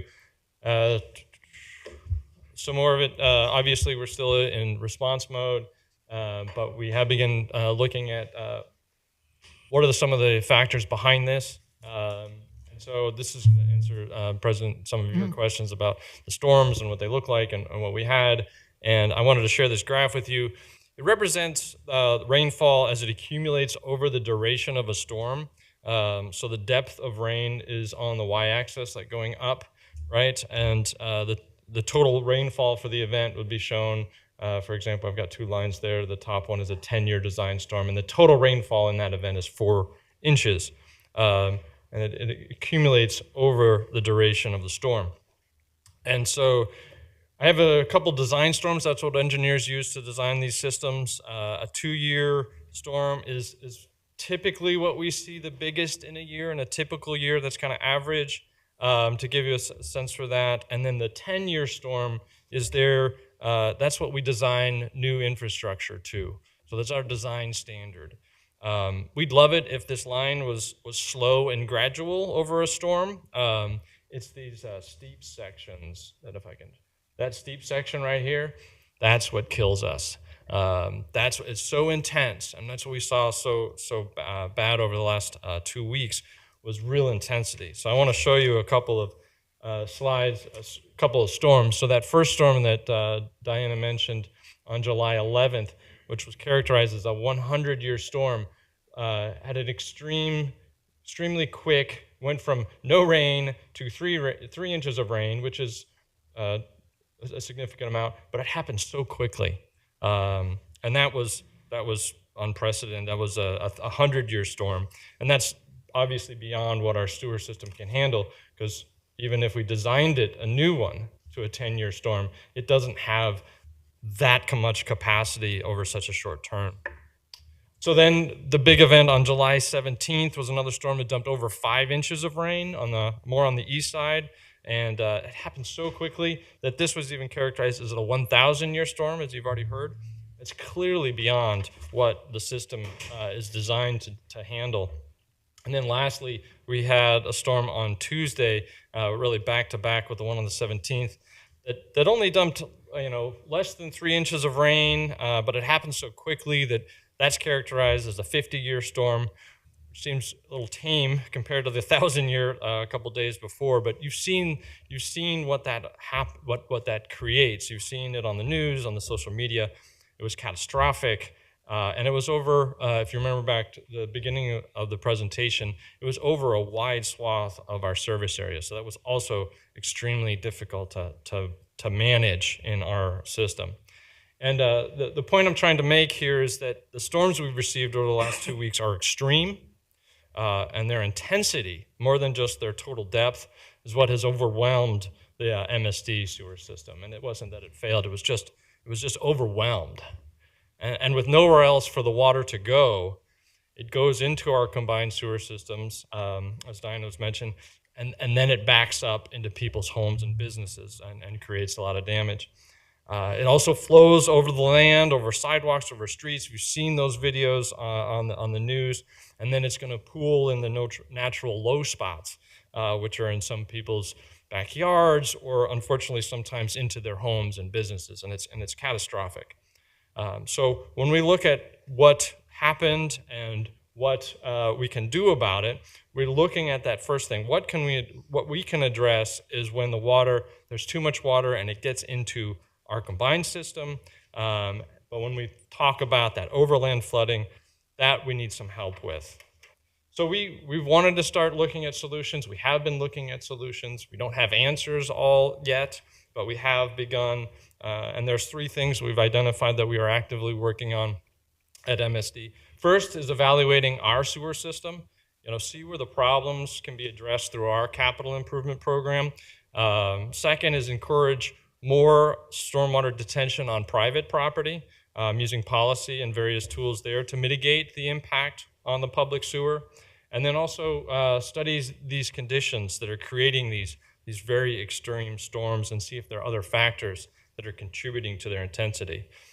So I'm going to run through some of the things that we've identified already with over the last couple of years with the great support from the commissioners. We've initiated several series of studies looking at these areas.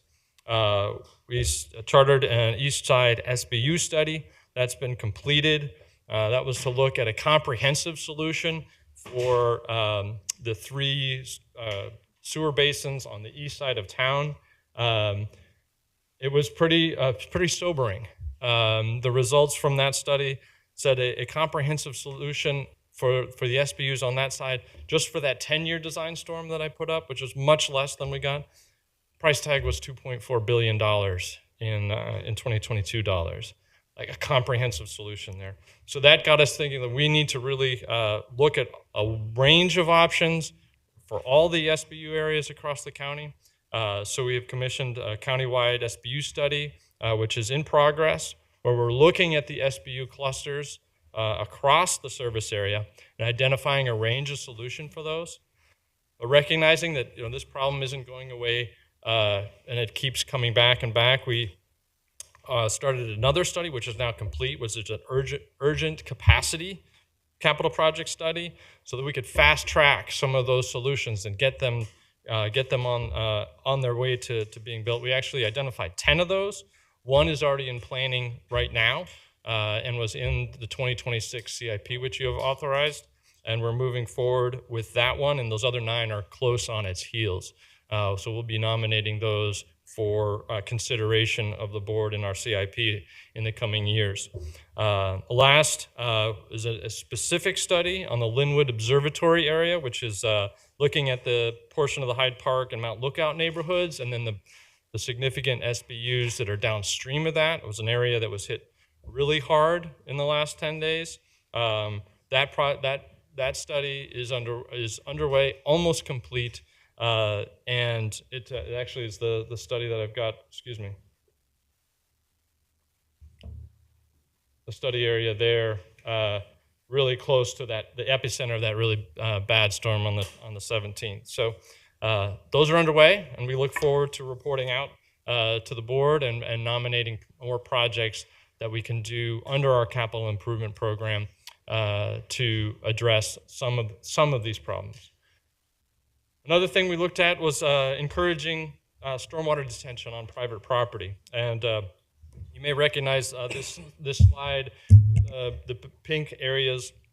We spoke back in January about our strategic risk reduction initiatives for SBUs, and this is where we are looking at parts of town where there are these clusters of SBUs, and we need to be very cautious about putting any more flow in the system in these areas.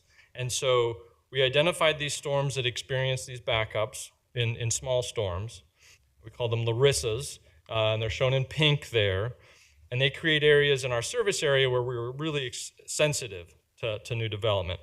So we consider that when anybody applies to connect to our system. The last thing we want to do is add more flow to a system that is overwhelmed.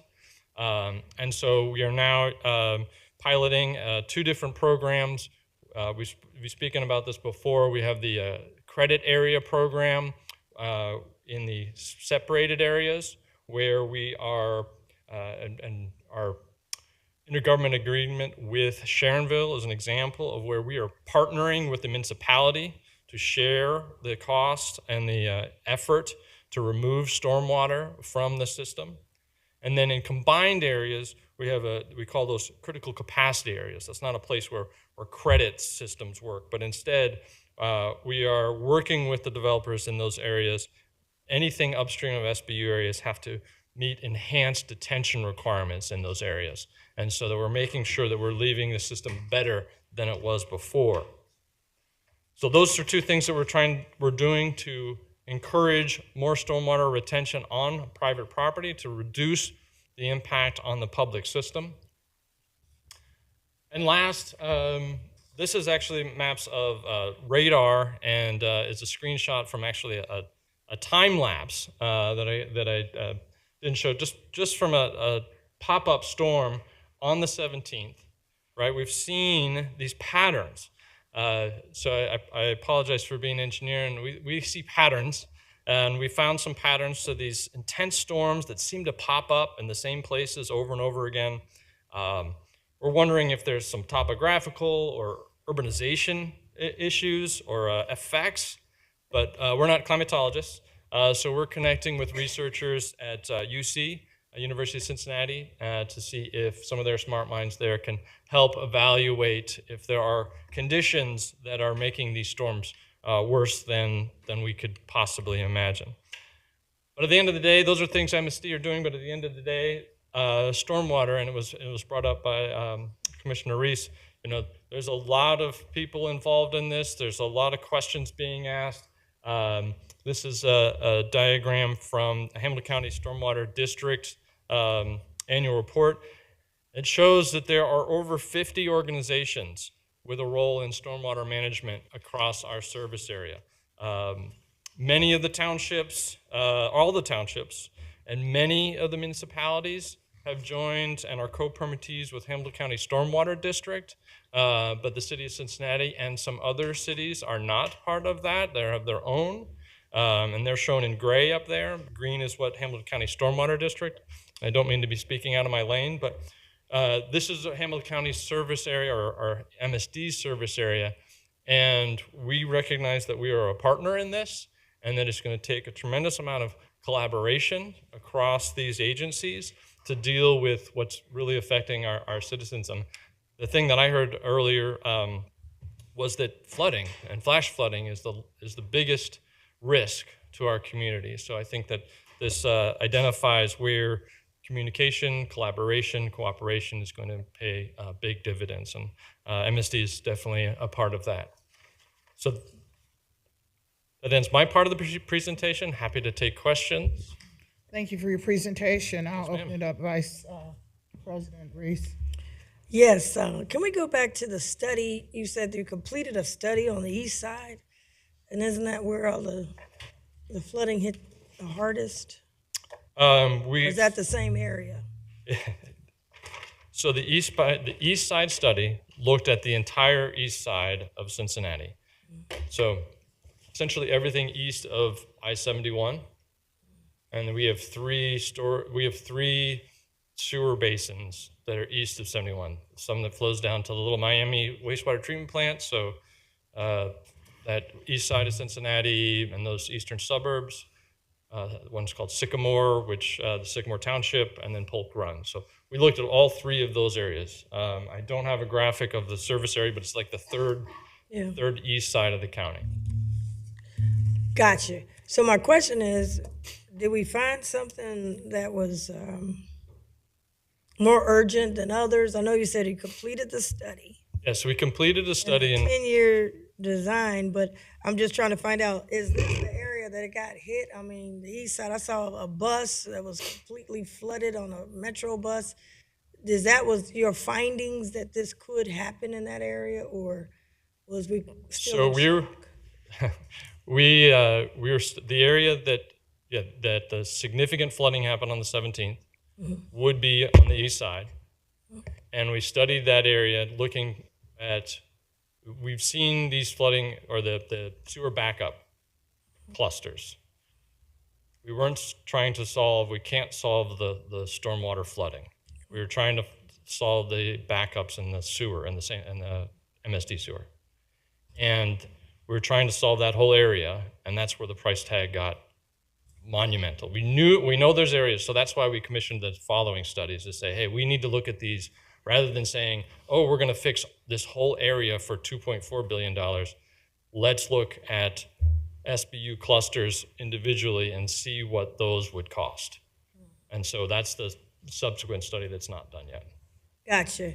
So just because I'm looking at all these studies and no offense, engineer cost and everybody's studying. But while we're studying, I understand, I'm just trying to, these things are becoming a little more regular, around the country.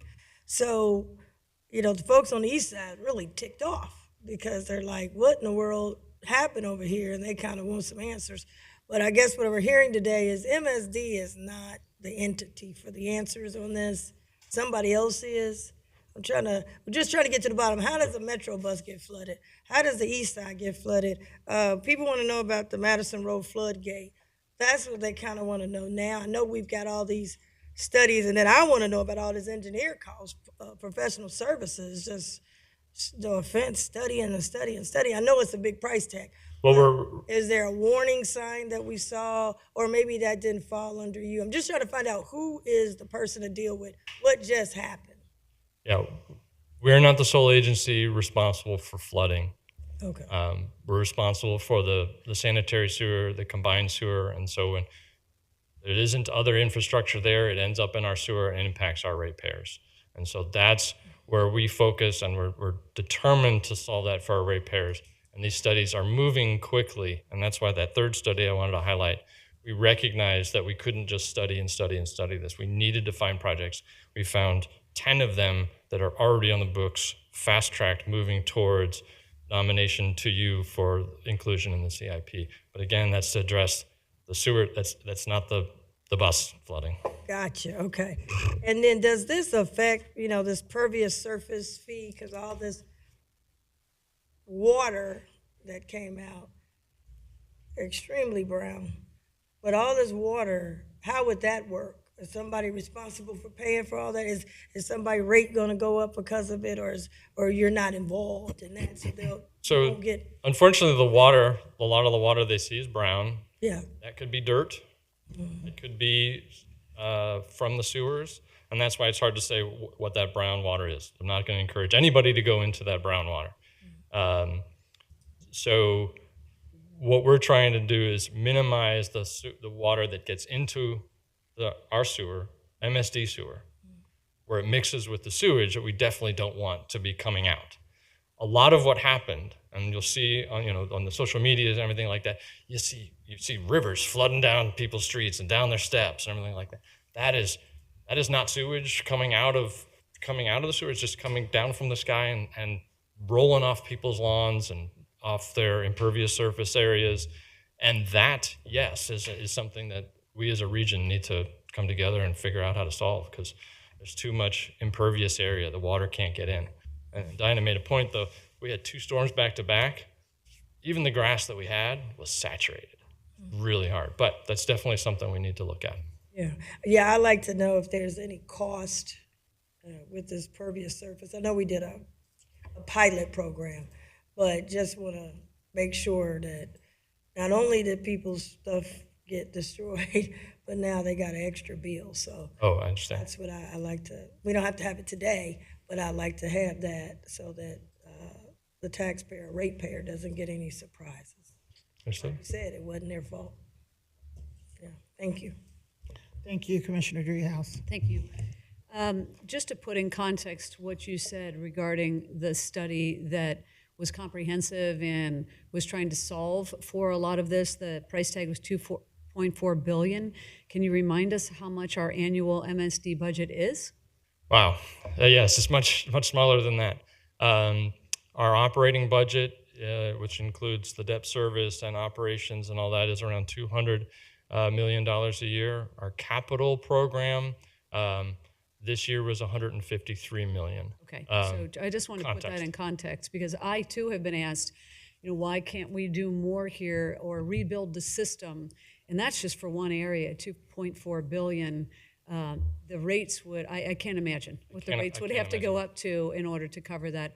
Or and that's just for a 10-year storm. And that's right. So the challenge here is to be more intentional and more strategic about what we're doing. And you talked about there's these hot spots that in the areas that are most prone to flooding. We know this. We've got the maps, right? And so we have to be more strategic about what we're doing, and again, in collaboration. I just want to ask one quick question about your map. The map with the pink Yes. pockets on it.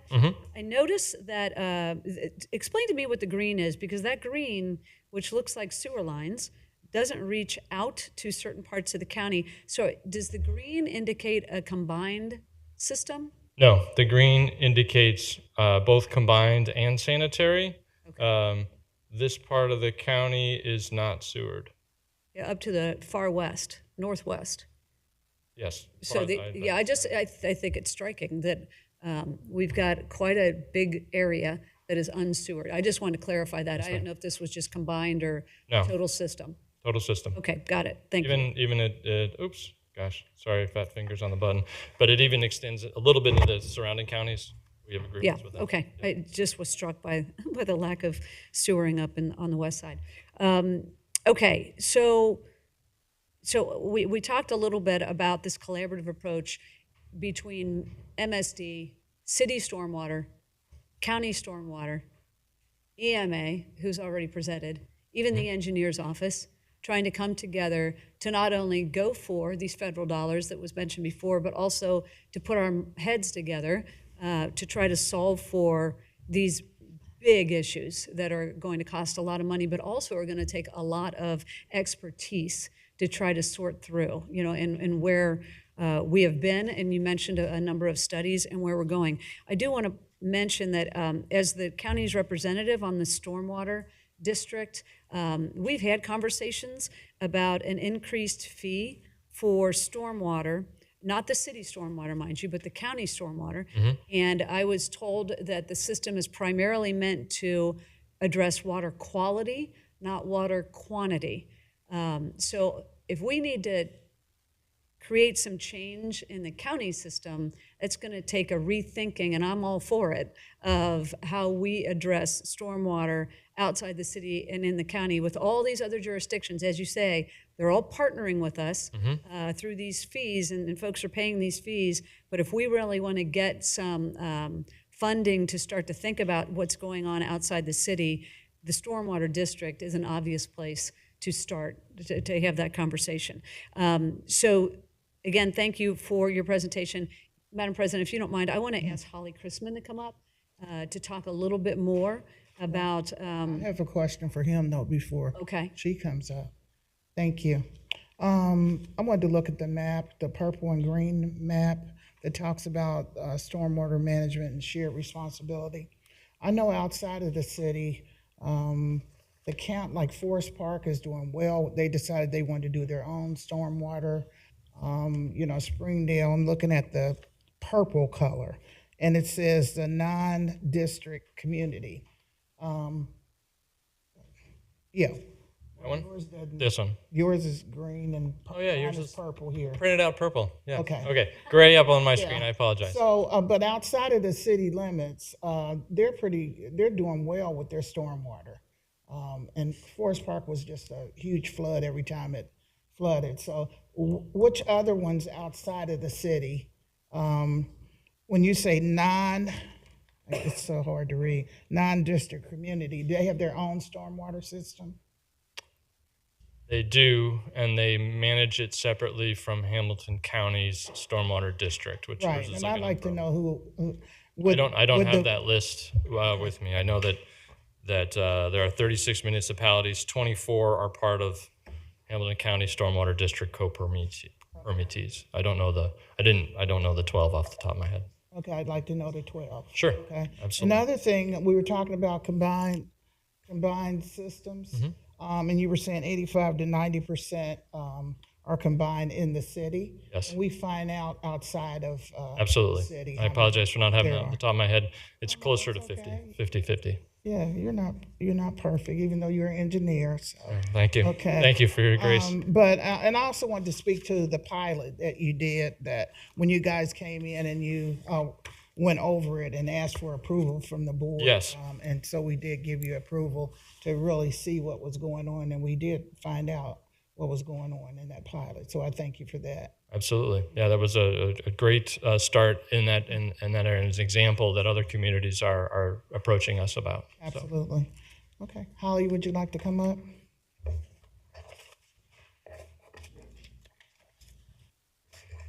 So, Madam President, for just to get some context from Holly regarding some of the collaboration that's already taking place or has taken place with all of these different entities, I think it would be helpful to level set, because that is where we need to look to continue to think about this flooding issue and overland flooding.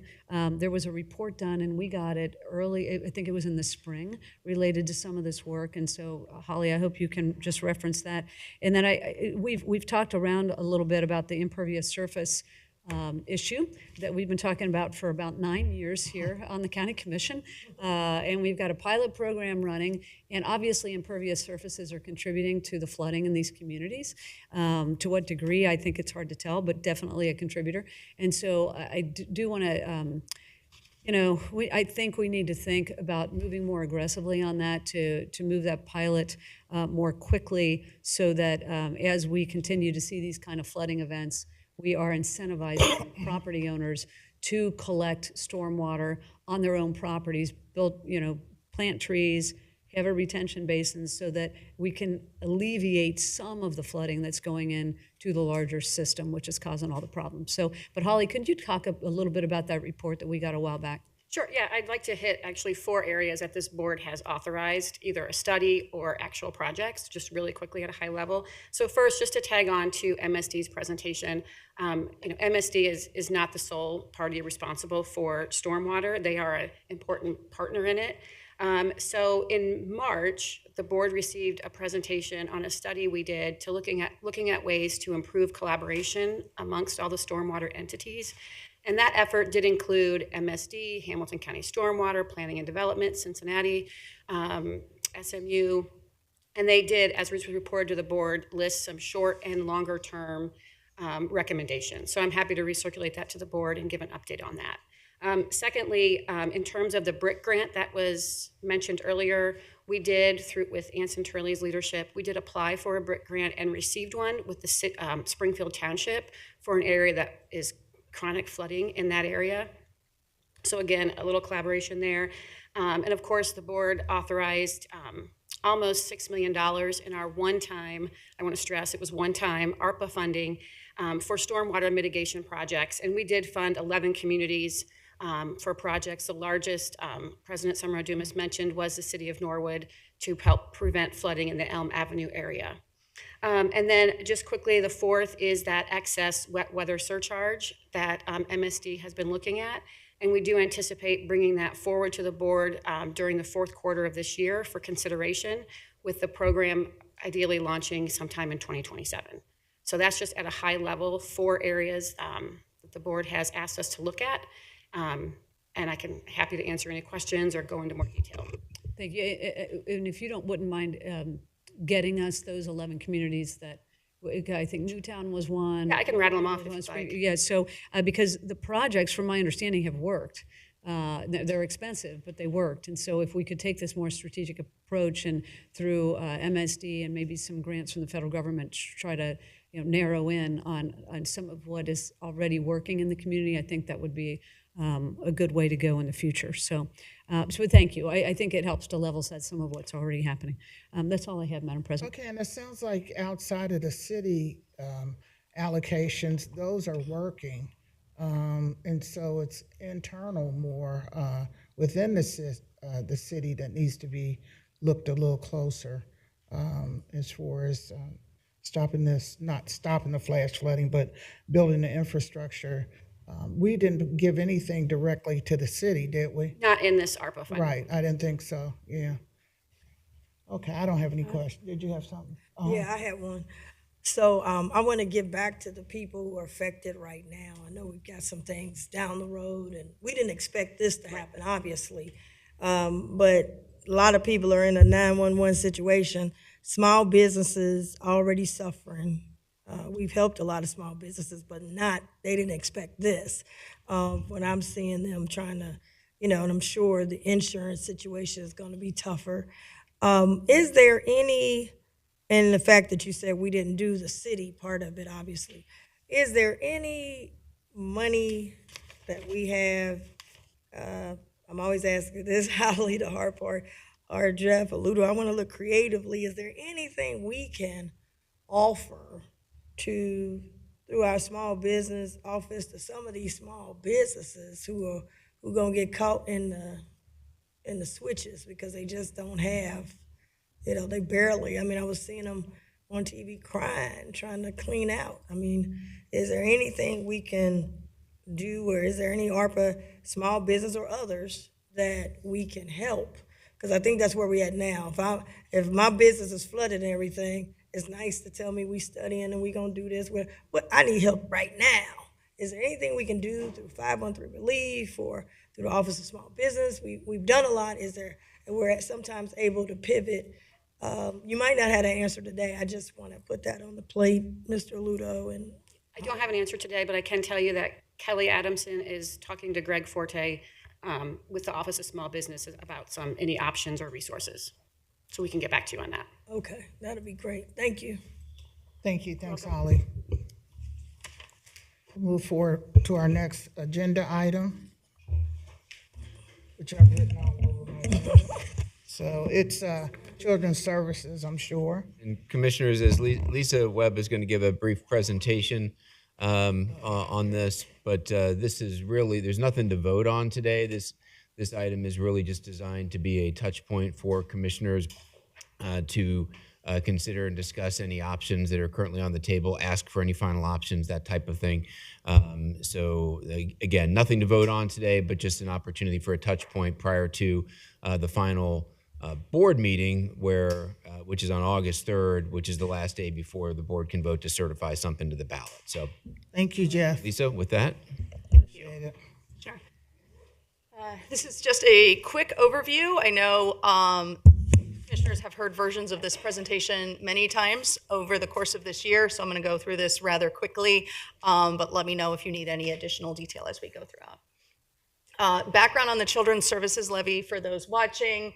The Children's Services Levy provides the mandated services to support children's services and the care and placement of children. The levy remained unchanged for 22 years before voters approved the increase last in 2018. The current levy expires at the end of this year and costs taxpayers roughly $81 per $100,000 home value. Rising costs and increasing complexities of kids in care are creating long-term funding challenges within this levy. Placement costs have increased more than 90% since 2022, which was the first year of this levy period. The number of children in care has increased nearly 20%, with those children having higher complexity of needs than we had seen in years and levy periods past. Why are those costs raising? A lot of this is what I've just mentioned with the complexity of cases, violence and aggression, depression, mental health, crime, substance abuse, self-harm, trauma, PTSD. It's important to note that 80% of the children JFS serves in Hamilton County are in family placement. That would be kinship and foster care. But if you look a little bit at this chart on the right of the presentation, you can see the costs of care based on the different level of need for the children. So kinship care costs the county and the levy about $7,000 per placement. Foster care about $40,000. Group homes go up to $109,000. Residential treatment, on average, $168,000 per child in care. The TLRC's recommendation was received by the commissioners earlier this spring. That recommendation was $144 million per year. The recommendation required continued cuts, but still increased the levy by $61 million to continue to cover the mandated services needed. That recommendation equated out to a 6.57 mil levy costing $154, it should be $154, I apologize for the M there, per $100,000 home value. In addition to the TLRC recommendation, the board is considering a range of options. You should have a spreadsheet PDF looks like this in front of you. This is a list of all of the options the the commissioners have under consideration, and auditors' estimates have been received. Certificates have been requested for each of these options. The options range from an increase of $33 million to an additional $72 million in levy support, and terms ranging from 2 years to 5 years. The reduced term options, and really anything below that $144 million TLRC recommendation, include leveraging one-time county resources to help with the levy and support while keeping taxes as low as possible. We are continuing to assess opportunities for efficiencies and considering the levy in light of other social services levies within it. For an example about these options in front of you, the $33 million increase, which is an additional 1.10 mils, which is the lowest amount on the sheet in front of you, amounts to comparison to the TLRC recommendation that was $61 million increase and 2.6 mils increase. If you compare the two, the lowest amount represents a 39% increase in revenues that would be received by the levy versus the TLRC recommendation, which would be a 72% increase in revenues. Similarly, that low amount that I just mentioned, the additional 1.1 mils, is a 24% increase in voted levy millage, whereas the TLRC would be a 46% increase in voted levy millage. How would we be able to, or how would JFS be able to handle receiving that smaller levy amount? Through those one-time general fund resources to supplement the levy and reduce the level of increased taxation needed to support children's services. Currently, this example that I gave is proposed as a 2-year levy, although additional terms could be considered for this or any of the other options that were presented. How do we get there and keep the levy balanced for the long term? This is a list of examples of things that are ongoing work towards trying to decrease that the long-term needs. We're looking to refine the intake model for kids coming into care, continuing to utilize kinship whenever possible, though I always have to note in that Hamilton County is the forerunner in the state of Ohio, with 36% of kids going into kinship care, the highest of any of the urban counties. We're continuing to look at right-sizing levels of care through all the time that the kiddos are receiving care through our services.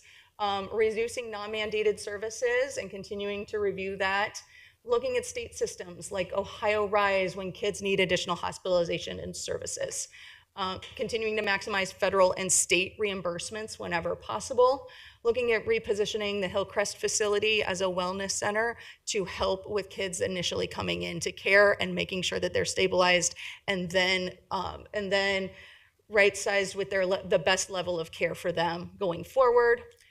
The state is continuing to assess the use of a rate card to set rates for levels of care throughout the state. We are still waiting for information on how that will impact the levy, and continuing federal advocacy for equitable cost sharing with the state and federal government.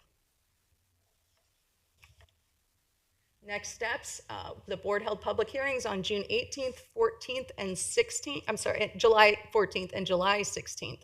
At the July 16th meeting, the board approved the raft of requests of the auditor to certify millage rates, of which were these 10 options that I presented. The board is scheduled at their next meeting, which is Monday, August 3rd at 10 a.m. to consider ballot options. The state deadline for those ballot options is that they must be approved, the final ballot resolution must be approved and received by Hamilton County Board of Elections by 4 p.m. on Wednesday, August 5th. And that concludes the presentation. Thank you so much, Lisa, for your presentation. I just had a couple questions. When we looked at the public hearings, we had 3 public hearings. How many did TLRC have? The Tax Levy Review Committee had 2 public hearings as well, both at the Central Campus location in the evening. Very good. And the reason why I bring that up is when we made the decision to put this on the November ballot, my decision was because I wanted more public hearings for people to be aware as much as possible what we were considering, and I think we've done a good job with the public hearings. Of course, we're going to have a little more marketing as it relates to why we were agreeable on a certain levy of a level of the levy. So I appreciate that. And I'm not going to say a lot because I know we'll have a lot to say on Thursday. Well, I just imagine we will. But when you were, it says keeping the levy balanced long term, well, first and foremost for me is that I would just want us to take the least amount out of our general budget, and I'm sure we all do, to use for other services. But we repositioning Hillcrest, which is a great idea, a great concept. We need to do it, but that's going to be more money. It's not going to be less money by doing that. We look at staffing and all the services we bring in, and then of course the state rate card. We're already above where we need to be, so we're going to have to put out money for that. I don't know how that process is going to work. As you said, we're trying to determine the process, but that's more money coming out. So I'm just deeply concerned about the level that we're considering now. But of course, I think you guys have done a lot of work, and so we have to. My opinion is to get as much money to supplement these services without hurting the residents. It's going to hurt them either way you go because prices are up on everything. But how can we supply the necessary needs, maybe in a shorter period of time? Like you say, maybe 2 years instead of 4. But to go back to ask for additional levies, I don't know how that's going to work. I'll just leave it at that until Thursday. Vice President Reese. Thank you for the synopsis. Very tough decision.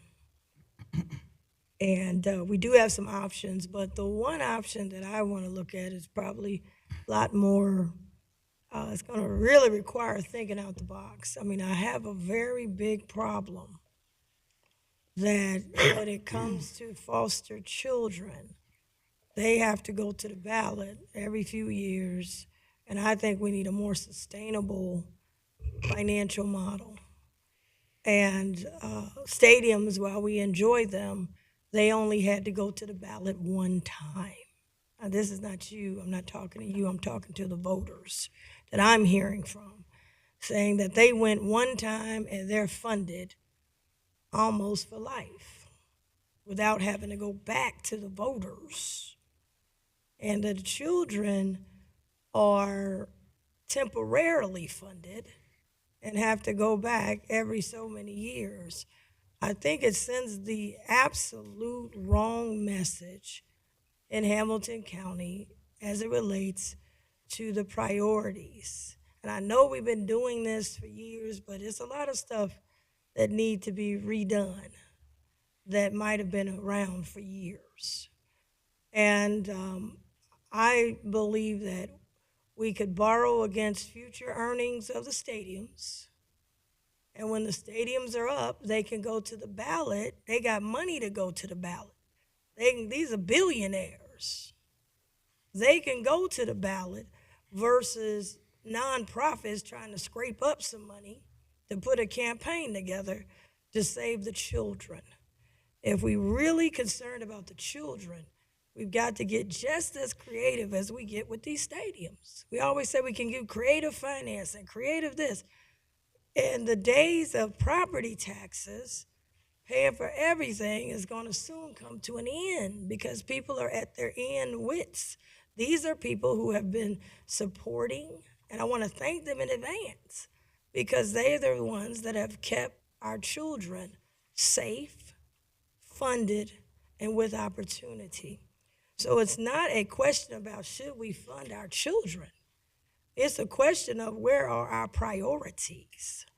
And so as soon as I say stadium, they get all kind of notes. Oh, we can't do it. We can't afford it. We can't. And if they come here tomorrow and need some, we done found some money. The stadiums are a luxury. The children are a necessity. So necessity should come first, and once we fund that, then we can fund luxuries. And so I feel like we could get a lot more creative. 72% increase in this economy is, I'm seeing them. They in Kroger's putting meat back because they can't afford it. Duke Energy done come in with a 30% increase and nobody is stopping them. Nobody's stopping them. Increase. Then we just had these floods, and we had all these people come in. They say, ain't no help, really. Go to this one. No, go to that one. No, we ain't got it. The only people making money is engineers. I mean, I'm coming to you from the real, not coming to you as the politician. And we got to fund our children. But we need to be looking at all of that before we go funding all these other things. Now, that's always a different pot of money. It's a sales tax. And it was to build them, not to keep going. Because I know some people voted for it, to build. But then if they want more, go back to the ballot. Not send the kids to the ballot. And they stay in the suites. They make billions and the kids got to beg to survive. It's the wrong message. So I really believe borrowing against the future earnings, stabilizing the children's levy fund for 2 years, give us a chance to implement the program you put on that board that's going to help us with kinship and all. We got a new program to see if we're able to stabilize. And then they'll say, well, we got some other stadiums, and then go to the ballot. They're billionaires. They can go to the ballot. They went to the ballot before, but they only went one time, and they good for a lifetime. Children, every couple years, we got to help the children. The children should be first and foremost, and not to 72%. I mean, gosh, that's a big jump. Now, we'll come out and say, oh, it ain't nothing but $100. Go ask Grandma, does she got an extra? She ain't got an extra 100. Now she got to fix this flood because we ain't got no real money for them. Because they'll say, oh, you didn't qualify, and fill out all this paperwork. We got small businesses that can't even open the doors now because they trying to clean up. We ain't got nothing for them. Well, we'll check and see if we got some. So our priorities, messaging for me, I'm not speaking for anyone else, the priority messaging is wrong and is out of step with the taxpayers. Then you got CPS. I read they coming with something, trying to get in your check. Your check gonna be short. It's a lot at the same time. So what I'm trying to look at, how can we do this? How do we be more creative? How do we stabilize for the next 2 years while we can come with something that's a more sustainable model? Because these are the people that's been supporting our children. And they've been our supporters. They don't need to be our adversaries. So the question is, it's not, oh, you for children. Now, I'm for children. And that's why I say we should take the stadium sales tax. And we need to borrow against the future. And then when it's their time, they can go to the ballot. And if the people want to be more, they can. They have more money to put up a campaign than running with these nonprofits. Now, I'm going to say something else to these nonprofits, because I didn't see that either. I don't know how much money they're paying. I don't know what kind of cuts they've said they're going to incur. I've heard nothing about them saying, we're going to incur some readjustments. And I haven't heard that yet. Maybe we'll hear it before the final vote. But everybody is going to sting everybody. Everybody got to be all hands on deck and take the sting. Can't just put the sting on the homeowners. Everybody got to make some shuffling. Can't just be JFS alone trying to make shuffle. Some of these nonprofits, I don't know what the salaries are, but I like to see some adjustments. So now it looks like everybody's taking some adjustment to try to make this all hands on deck. So all the options I appreciate, but the option I see missing is the option that I had brought forward. And I think we need to readjust. We got to switch it. All the pressure on funding the children when it should be the pressure on these other projects. Some development things we got to go. It got to be on them, not on the children. The children have to come first. So those are the things that I'm hearing. They can't make it to the people I know. They say they can't make it to these hearings. They working 2 and 3 jobs. That's why they sent me down here to represent them. And I'm trying to give some of their thoughts that I've been hearing and put it on the table. I'm not saying nobody else ain't heard nothing, but I'm just telling you, it's rough out here. People are losing jobs, and we ain't even talking about it. Departments are getting rid of departments. People losing jobs. I'm talking about some good jobs. And they just don't know how they gonna do it. Families moving in with each other, trying to make it. We got to be, what is the times? 20 years ago, might have been better. Maybe it'll get better. They claim the economy swings up. Let's do a hold on until the economy swings up. And it's not our fault because we got an unfunded mandate. But we find ways for everything else. Pen to paper. When it comes to the children, we run into the taxpayers with a 72% increase, potentially. But I'm glad we got some other options, and I'll be looking at them. Thank you. Thanks. Commissioner Dreehouse. Thank you. Thank you for the presentation again. Again, just as I'd like to level set where this is the levy that keeps kids safe in our community and helps them thrive, really. It's more about keeping kids safe. It's about helping kids thrive. So some of the program that we have and balancing that with the cost of, or the reason for the increase is the cost of care for these kids, and then the balance with the property taxpayers who are strained, and we need to consider all things as we think about the different options, the many options in front of us. I wanted to focus a little bit on the lowest option that we've been given, the 39% increase. So, and my understanding is the 39% increase, then we've got a gap between that and the recommendation.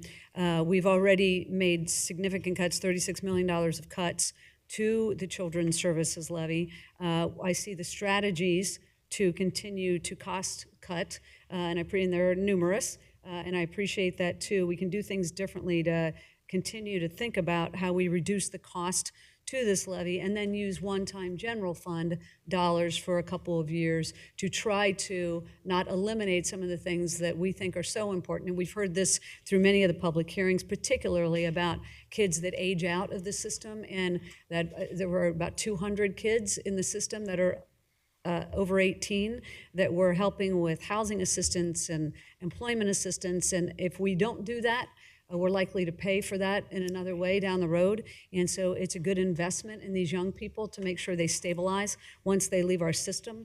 And so I've heard a lot about, how we need to continue this program, but it's not mandated. And so trying to preserve some of the things that we know work, kinship care is the other one.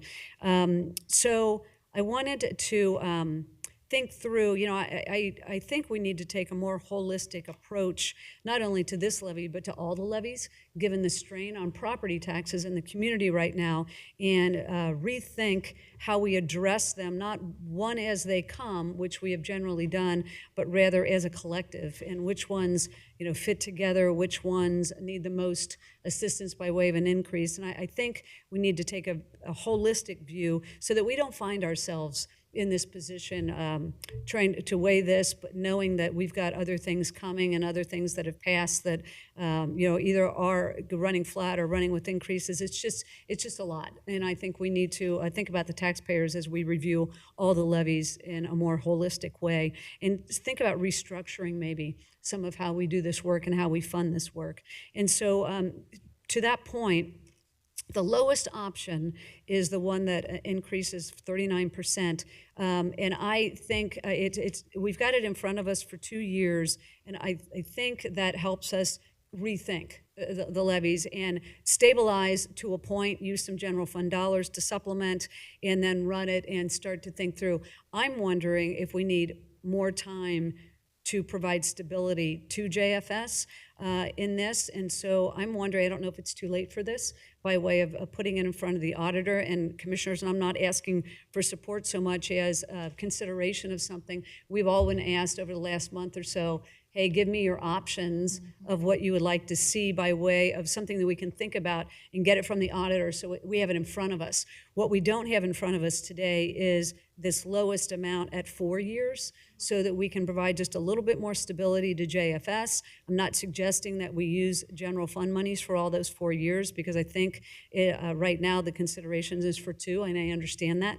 But I think it might be helpful to have this lowest option in place. Can always change it, but have it run for 4 years just so we have that in front of us to consider when we take the vote. My understanding is next Monday. So I don't know, Jeff, if it's too late to ask the auditor for that option. Can we get that?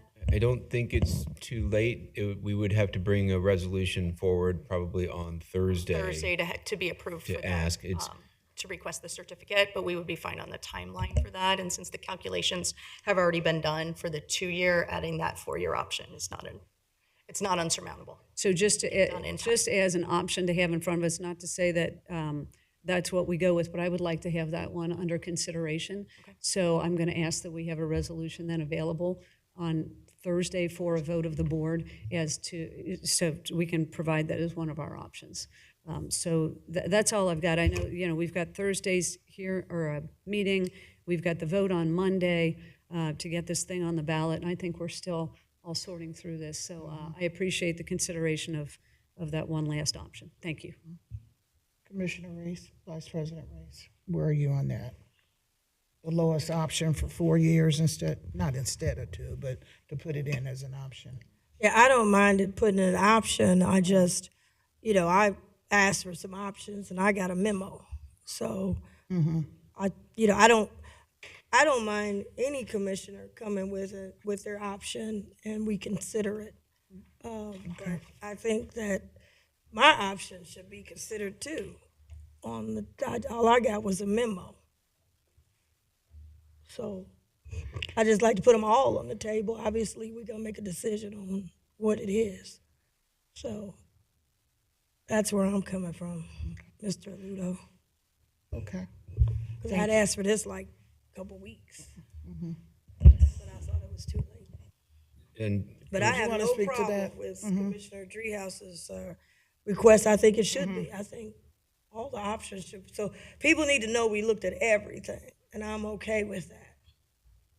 I think it's so serious that they know that we as a board looked at every potential option we could think of. so in terms of the option, you're talking about the sales tax option, Commissioner? Yes. Yeah, so, and I did send out a staff report on this on Friday. So we did look at that option in several different capacities. We looked at it from the perspective of using annual capacity on an annual basis. If the sales tax produced enough capacity on an annual basis to use that to offset the levy in a similar way that we're talking about using the general fund to do so. So we looked at that. The issue there is that given the obligations of that fund, which are legal obligations of the county, it's not actually expected to generate significant annual capacity to provide any relief to the levy. And even if there was capacity there, and this is a policy issue, but if there were capacity there, the board's current policy is to provide those dollars to the PTR, which is actually a more effective way of providing more relief to owner-occupied homes than simply buying down a levy, which is then spread across all property classifications. So we looked at that on an annual capacity. From a debt capacity, that's something we looked at with bond counsel. Ohio law prohibits the issuance of debt for operating issues, so it would be very difficult. There are some very narrow prescriptive ways that you can issue debt, but it's for the timing of a cash flow issue on a year-to-year basis. But to issue debt for operating purposes under Ohio law, at least according to our bond counsel, we would not be able to do. It's real. I'm sorry. Can I just say one? It's so interesting that every time we come up with something different, you come in and say, Ohio law but it's so legal to fund billionaires in their stadiums. We figure out a way. We go around corners. When you say a policy, I mean, I wasn't here. The PTR, you ain't giving nobody back nothing. It was 30%, and you down at 5 and 2 and 3%. So they ain't getting nothing back anyway, 50 cents. So every time it comes to the homeowner, we can't get creative. You bring everybody. This one, we'll figure out this law don't let us and that law. I feel it's illegal, the stuff we've been doing. I mean, but we find out a way to do it. We run down here. We go and apply for the state funds for those unclaimed funds. And then it says we're going to have to pay, we're going to match it. So now you're going to pay more than what you said the stadium was. Every time the stadium, I got to say, Dag, do I got to pretend to be Mike Brown up in here saying I'm for the kids? Then all of a sudden everybody get to running. We have to get creative. And if we say we for the kids, then that should be first and foremost. Everything else should be on the back burner.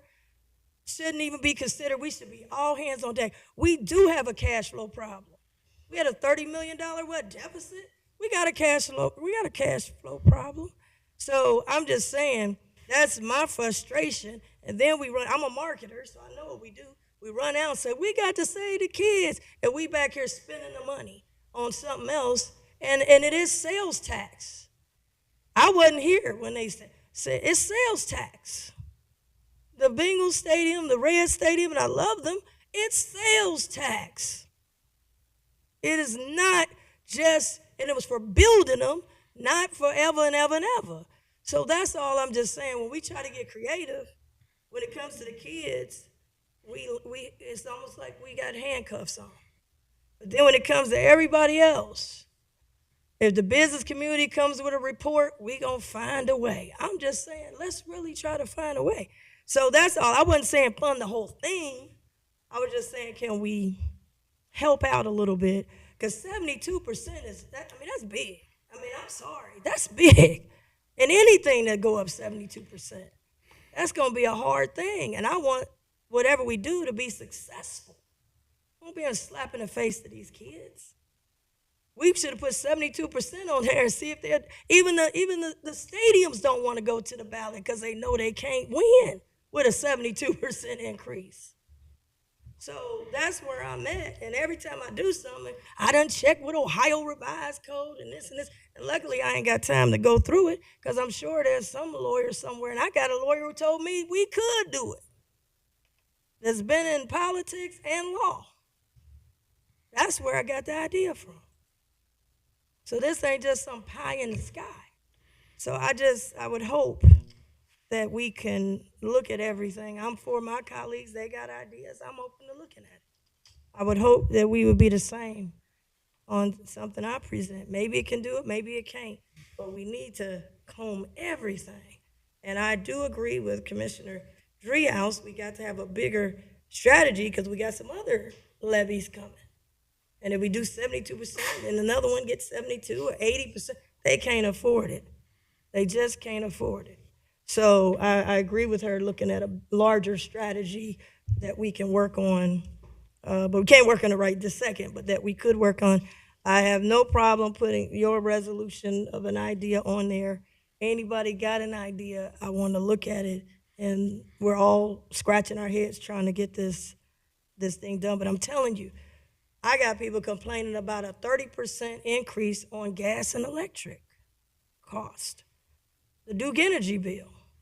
So you don't just get one bill. You got all these bills stacking up. And then the schools are coming. They got to increase. You total it out, we're not in it kind of alone. So whatever we do, I want it to be successful. And so that's why I put that forward. But this wasn't no pie in the sky. This was a lawyer that does bonding and all that stuff that came up with that potential idea. So thank you. Thank you. Some clarity on what the resolution might be. So I am offering or asking for a resolution to run for 4 years at that lowest amount. So that's a 39% increase, not a 72. I just want to be clear on what I'm asking for. It's the lowest amount at 4 years. Thank you. Thank you. Just a couple comments. Jeff, you were saying we look, as it relates to Vice President Reese's option, the sales tax, and you say we looked at it. You're saying administration looked at it? Administration and bond counsel, yes. So her option is not anything that you could present to the auditor to look at? No. You know, we have to, Yeah. It's well, it's certainly not in the same framework that we're passing a resolution. That what we're doing here is something that is very prescriptively tied to the requirements of the Ohio Revised Code for putting a levy on the ballot. Commissioner Reese's option relates to using sales tax.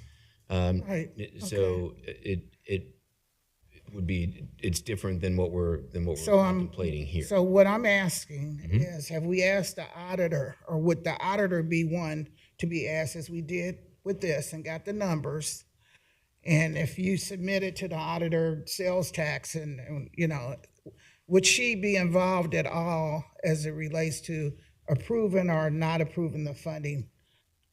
No. The question, though, because I think I know what you're asking, and that is there an amount that we would want to pass a resolution for, to ask the auditor to certify an amount that would be utilizing potentially this other tax. funding? Yeah. Yeah, So under that, If the levy would be a different amount. for instance, we have the $116 million option, which uses on an annual basis. That option has about $20 million a year for the first 2 years coming from the general fund. So what I believe Commissioner Reese would be saying on the flip side would be using sales tax funds to in place of the general fund. So you're still certifying the same resolution to the auditor. no, I don't think so. It doesn't sound the same to me. All I'm saying is there any way, as we look at Commissioner Drehouse's idea and we submit to the auditor, is there any way Vice President Reese's, not just idea, option of sales tax could be submitted to the auditor? And I'm not saying I support it or anything, but you know, she brings up a good point that, you know, options should be considered. And I hear you saying, Jeff, that administration and the bond counsel considered hers.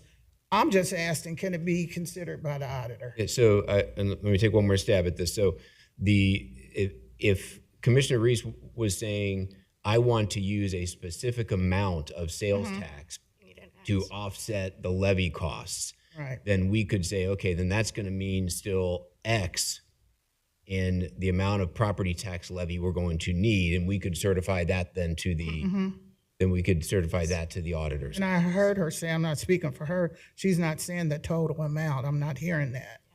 Is there any way we could use any of the sales tax? So is that an option? That would be the key, though. We would need, for the auditor to certify, we need that revenue number and then the number of years. So that would be the math of trying to figure out what amount that would be, what would be the sales tax fund, and then what would we be asking for the taxpayers on the levy portion to be able to ask the auditor to certify that amount and do that John calculation. back there, did he want to add on or anything? John? No, you're hiding behind the pillar. No, I would just reiterate that. I mean, any of the options that are using general fund dollars would work the same way, except you would be using sales tax dollars instead of general fund. Just don't want to say that we didn't, obviously we considered it because a lot of work was done as it relates to that. But if the process is to submit to the auditor, then follow the same process is what I'm thinking. Right, and the idea is to submit to the auditor a range of where the property tax might land. How we're going to fill the rest of the gap is not an auditor certification. And whether we fill that gap with sales tax or general fund or something else doesn't require any additional action. I understand that because I can remember when I first came in 19 and our budget was not balanced. And the process we did, we asked all three commissioners if they would give $10,000 out of their salary. And we did. So that wasn't something that's normal either. So You didn't have to ask the auditor. yeah, you're right. Well, that's true. Yeah. Now who's gonna? Can I say something on that? I just want clarifying, because the amount that we're requesting from the auditor is not, it doesn't take into account how we make up for the remainder. So if we're coming in at 39%, irregardless of how we come up with the remainder, whether it's There's a gap. through sales tax or whether it's through the general fund or whatever it is, that is not what we would be considering. We're just coming in at an amount to secure the property tax at that amount for a certain period of time, in this case 4 years. But then the other options are something different, right? I understand that completely. My thing is let's just be sure to consider everything. And when we look at it, it may be, there's no way, or whatever, there's too much money to make up, whatever. I just want to go in and do it, because if it was my option, I would like for it to be considered and not outside of the same process we're using for this. I think to that end, if there is an amount different than the $116 million, then we can take that and ask the auditor to certify that amount, hopefully in advance of Thursday, so we could do a resolution to be voted on if necessary, because for that to be considered, we have to have that auditor's certificate request. And we have multiple other options as well Yes. that we could potentially fit in. Yeah, but they didn't come in. No, multiple other ones, like from who? Oh, but Well, we know this, yeah, Right, but I'm saying you could fill the gap All of on those those have with a sales certificate. tax versus general fund. So Okay, I'm not gonna be, because it's, Yeah, no, I appreciate it. I'm just saying, you all, I gave to Mr. Ludo, sat down with him. Now, I'm not, that's y'all. Y'all supposed to get on the pens and the calculators and all of that. That's your job. Not my job to go do your job. Now, I just told you what I wanted to look at. Just like with the Bengals, we ain't sitting down writing the stuff. Y'all writing it. You bring in the lawyers, you bring in your bond people, and y'all write it. So don't come when it comes to me. You want me with a staff of 2, and now I got to do your job. I got to write it. I got to come up with it. I got to balance it. Now, we got to have some respect. Y'all work for the commissioners. I requested a long time ago, before I even went public with it, to look into it, because I want to get the increase down. I really want the levy to be flat. Oh, that's my goal, it's flat. Now, what can we get that can add to that? Is it 10% over here that we have and 20% over? But that's not my job. Y'all was in here working on Sunday on this stuff. This ain't my job. And once I give it to you, you don't give me an assignment. You want me to get, I got a staff of 2. Y'all got a whole administration. I gave you the idea. I said what percentage I want to get to. So I would hope after the day we're going to adjourn. I want to hold everybody up. But when I show up, all of a sudden it switches. Commissioner Reese now has to do your job. I got to put the pen. I got to get the calculator. No. I said what percentage I'm trying to stay within. And it ain't 70%. It ain't 50%. Really, I want 0%. But is there something we can do, maybe can add to it, to bring the cost down on the taxpayer? That's what I'm trying to do. Bring the cost down, is real simple, on the taxpayer. So I don't know who I went to Mr. Ludo, and he will make the assignments on who got to do it. Commissioners, if I could, so Commissioner, you have said 79% is too high, or 70% is too high, 50% is too high. Not 79%. I hope we didn't go 70. Yeah, the number. Can we bring it down? Yeah. So what Lisa was saying is we typically need a number to understand what you're. So you said I gave you a percentage. We really haven't received a percentage. No, I gave you a percentage. Yes, No, I did. I no, said I don't want. I told you. What? I'll be honest. I told you 72% way too high. Correct. 50% way too high. Correct. 40% way too high. I Okay. told you get down to 10 to 20%, if that. And you said, okay, I'm gonna take it back and see. No. Not on this, but we'll see what is there. So I just don't understand why it's so difficult. And we have an Like I said, option, pretend, and we have an option before you that is less than 50%, less than 40%. Then the got question. anything at 10?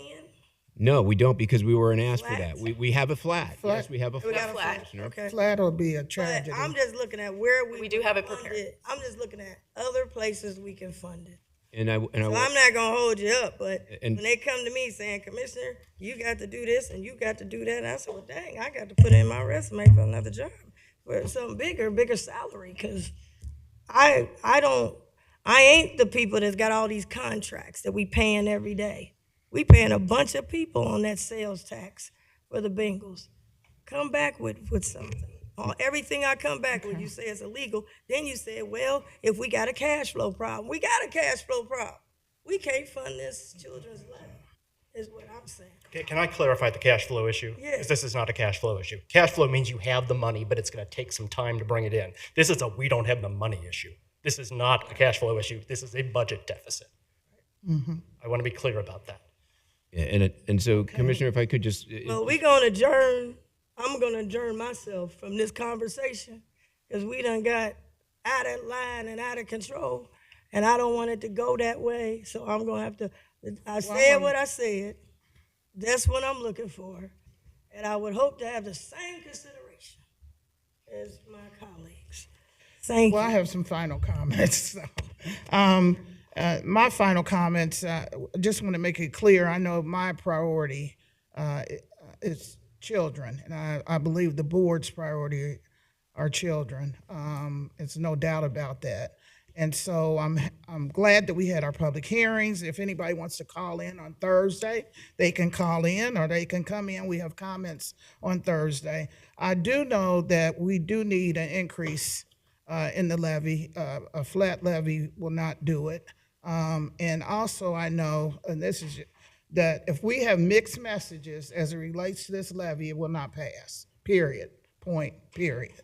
So I'm not saying we always have to agree on everything. And even if we have, and everybody has a right to abstain and don't even vote for it, but the people are looking for us to see what's the best way to go. And if they think there's another way and we have some money in the closet somewhere, or we have money we can take from stadiums, they're not gonna vote for it. And it would be a tragedy for our children not to get this levy passed, and with an increase. A flat levy is not gonna do it. So that's all I have to say.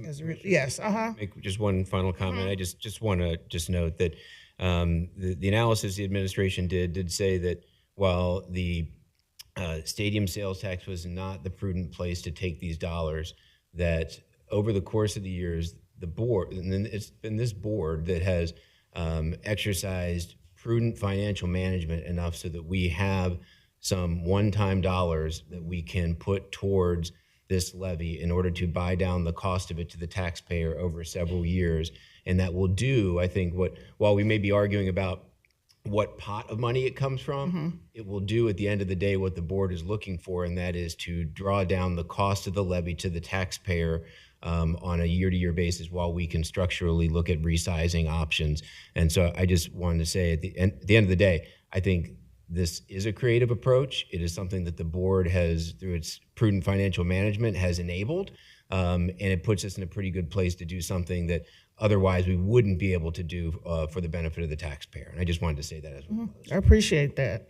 Commissioner Driehaus. Just a quick comment, because I actually heard some common ground here today when it comes to what we're putting to the voters, and that is going as low as we can to make sure that we're being, as you say, prudent by way of what we're asking the taxpayers to do, and then looking elsewhere for the money that would make up the gap. And that's the question at hand, is where do we look for that additional money? And we've got different ideas about that, all of which are creative ideas. I mean, we have not gone down this road in the past. To my knowledge, when it comes to levies, we've never thought about, oh, we'll go down as low as we can possibly go and then try to find some money elsewhere to fund some of those services. So this is a very different approach. And it's in recognition that the taxpayers are stressed right now, and we're all trying to respond to that. So where we get those additional dollars is a question that is a policy question that we need to keep talking about. But in front of us will be what we're putting on the ballot in November, and that is not the same question. That is something that I feel like maybe we agree on. I don't want to speak for anybody else, but I felt like we were getting closer on that. So regardless, looking forward to more conversation on Thursday and then the vote on Monday. But I appreciate the conversation here this afternoon. Thank you. Thank you. Thank you, Lisa. Okay, we have one additional item, executive session pursuant to ORC section 121.22 G2 to discuss the sale and or acquisition of property. Is there a motion? I make the motion. I'm going to second. Okay, Commissioner Summer Dumas? Yes. Commissioner Dreehouse? Yes. thank you.